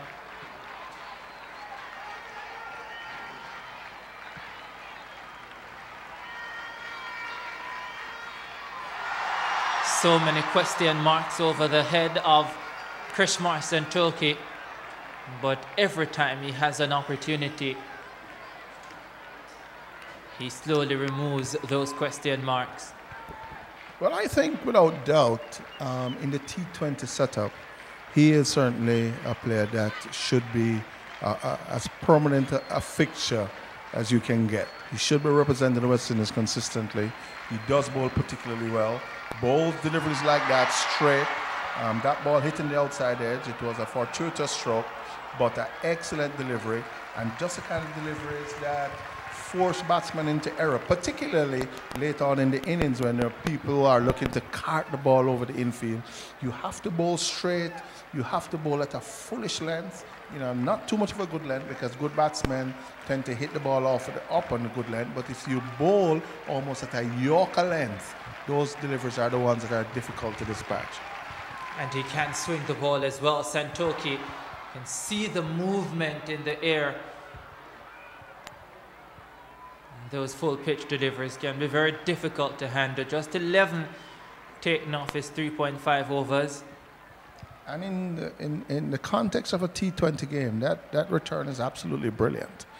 You know, just 11 runs off, and it's coming to the end of his 4th over. That's brilliant. And he has bowled with a great deal of consistency, good line, good length, with some movement through the air. And here he comes again. It's gone in there, over the top of the man in that mid-off position. But it will only be a single. The end of over number 19. Ireland will require 20 to win from the final over. And I guess if you could say if they are to win this one, they will have to climb Blue Mountain, and maybe a couple times as well. Well, all they would probably need to do is climb the George Headley stands a few times with a couple sixes. 3 sixes will get them there. Couple fours, couple singles, 2 sixes, couple fours. So there are a lot of different ways that Ireland can win the game. The question is, can they or will they? Given the responsibility to bowl the last over is Bravo. A lot of experience, a lot of guy, a lot of wisdom. Good move on the part of Darren Sammy. As Dwayne Bravo, the man who will be leading the team when they play the 50-over game on Sunday. Though Sammy is in charge for this 2020 encounter. 20 to win then for Ireland. Here's the first delivery of the final over. And that could run away. That's not a bad start for the Irishmen. 16 from 5 now. And 5 of those will do the trick. 5 will do the trick, but you know, nobody protecting that third man boundary. You know batsmen are going to have a big wind-up, particularly in the last few deliveries. And the likelihood is if the ball hits the edge, it's heading towards fine leg and third man. Those are boundaries that you definitely want to defend. Cusack bowled so well.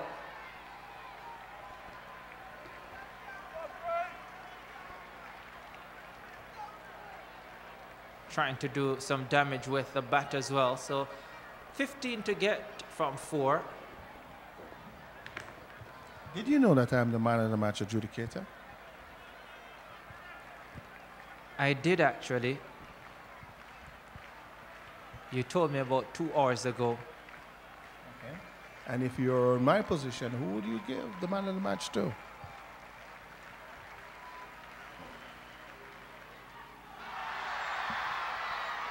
That's a wicket. Or is it? It is a wicket.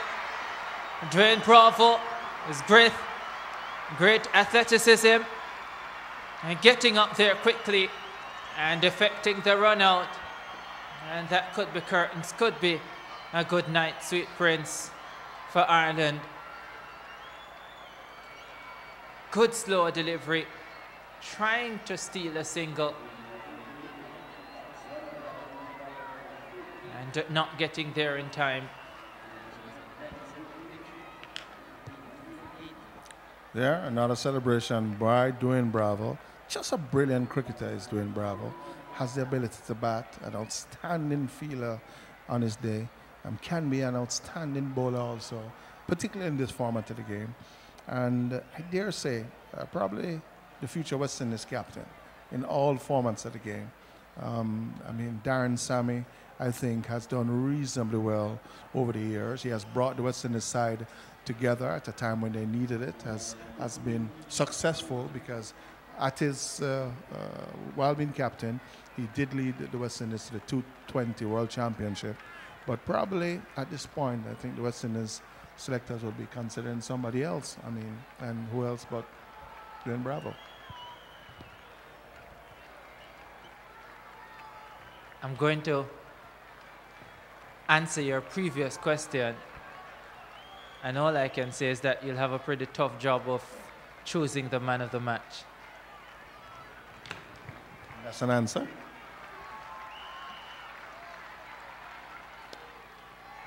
You get what you pay for.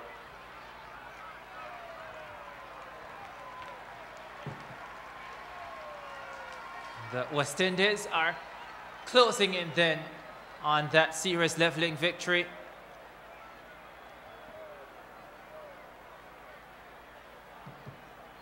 Highly unlikely that Ireland will get there from here. 14 runs, 2 deliveries, and unless there's a no ball or a couple of wides, it's out of the reach of Ireland at this stage.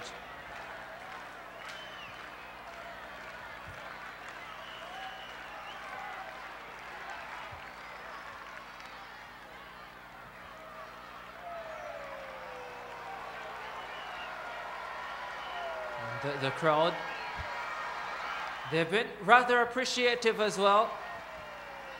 You probably hear them in the background.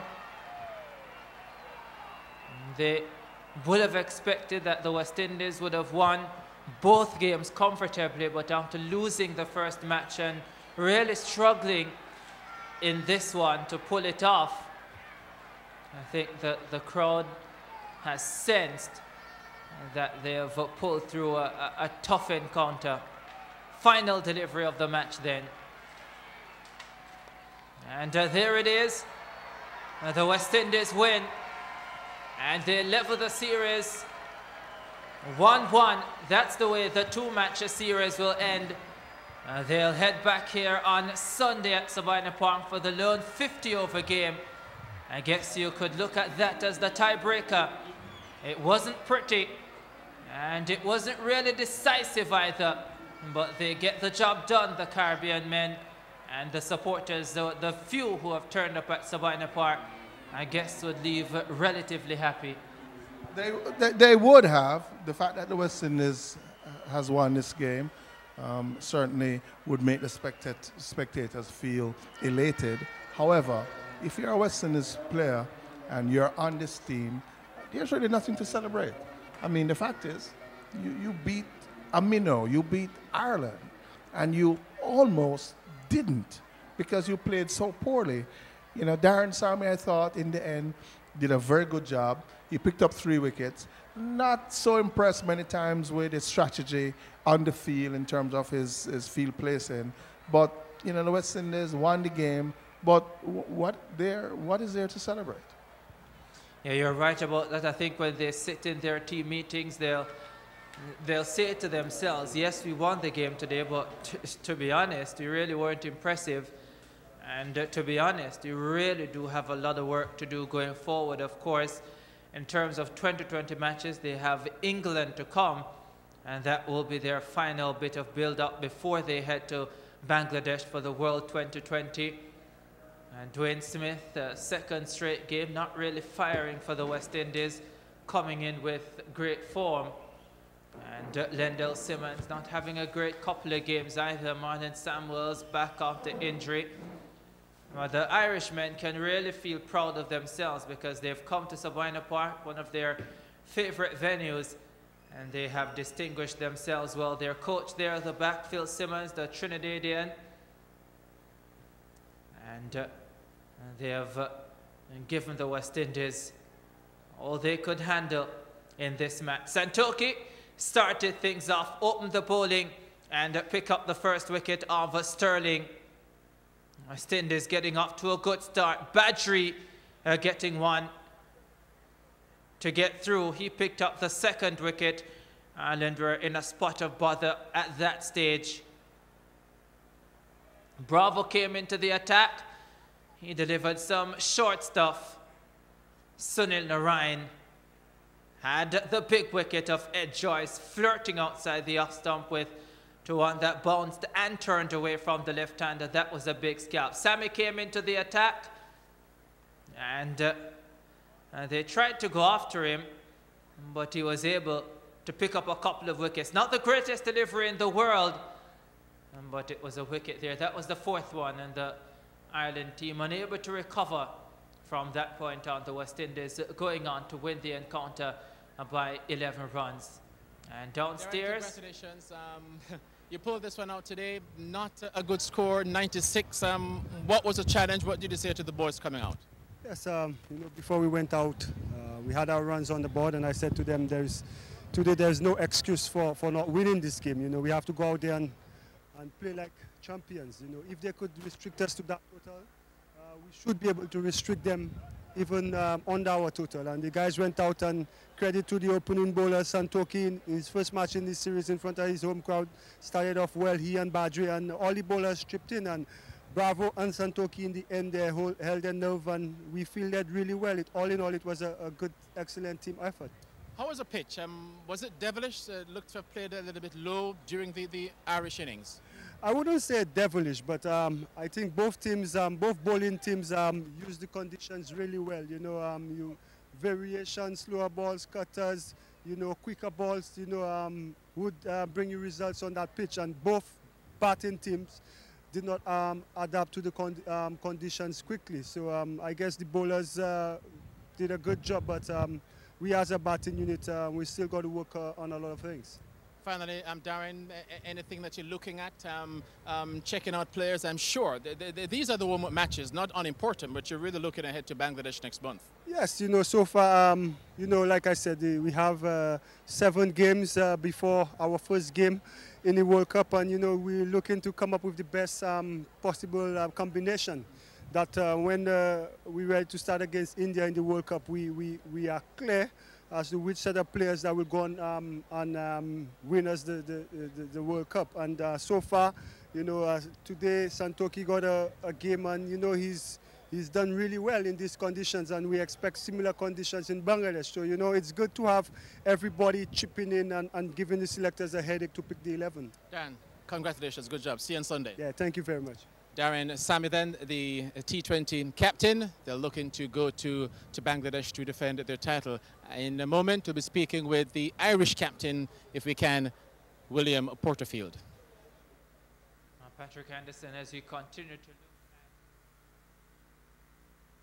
there was Darren Sami getting through the defenses there. And he proved tough to handle on this surface, Darren Sami, with the ball keeping a little bit low. And he bowled straight, he kept a good line, he kept a good length. And the Ireland batsmen, for the most part. That was dispatched by Gary Wilson, one of the few boundaries in the Ireland innings. And they kept trying, but they kept losing wickets at critical points of the game. Thompson flicking to Dwayne Smith on the backward square boundary. And there was another boundary to the short third man position. Bravo bowled well, and this was a very good catch. And the dance. Gary Wilson, he wouldn't have been dancing back. We go back downstairs. 96 for 9 to have lost this game by 11 runs. Yeah, it's very disappointing. I thought we bowled fantastically well in the last couple of games, and to the conditions as well. So all credit to the bowlers and the way we fielded as well. So yeah, we're very disappointed. We just let those first 9 or 10 overs with the bat creep up on us, and losing the wickets and being not necessarily too far behind the rate, but with too many wickets there. And I think we're going to less than 3, so first 10, you can't really afford to do that. You rotated your bowlers brilliantly in the Windies innings. Darren Sami did the same in the second in your innings. Talk about, was there a big difference in the way the pitch played? Yeah, I think it was hard to get any momentum with the bat. I think both sides have shown that over the 2 games. I think just the way it's been, but you got to give a bit of credit to the way both teams have bowled as well on that. I think it has been hard to get away, but obviously walking away, losing by 11 runs, chasing 90 odd, you're backing yourself on pretty much any pitch to come through on that. And yeah, I think we lost away probably the first 9-10 overs. That's where we lost it with the bat. Finally, William, what are the changes into the 50-50 game on Sunday? Yeah, it's obviously just a bit of a longer format. I think we've got to take similar skills, especially with the ball, going into that game, and then it's just a matter of applying ourselves with the bat and batting a longer period of time. William, thanks. Good luck on Sunday. Thanks a lot. William Porterfield, the Irish captain. All right, thanks very much, Patrick Anderson, with the post-match interviews then. Now West Indies are pulling off victory by 11 runs here at Sabina Park to level the two-match series at 1-1.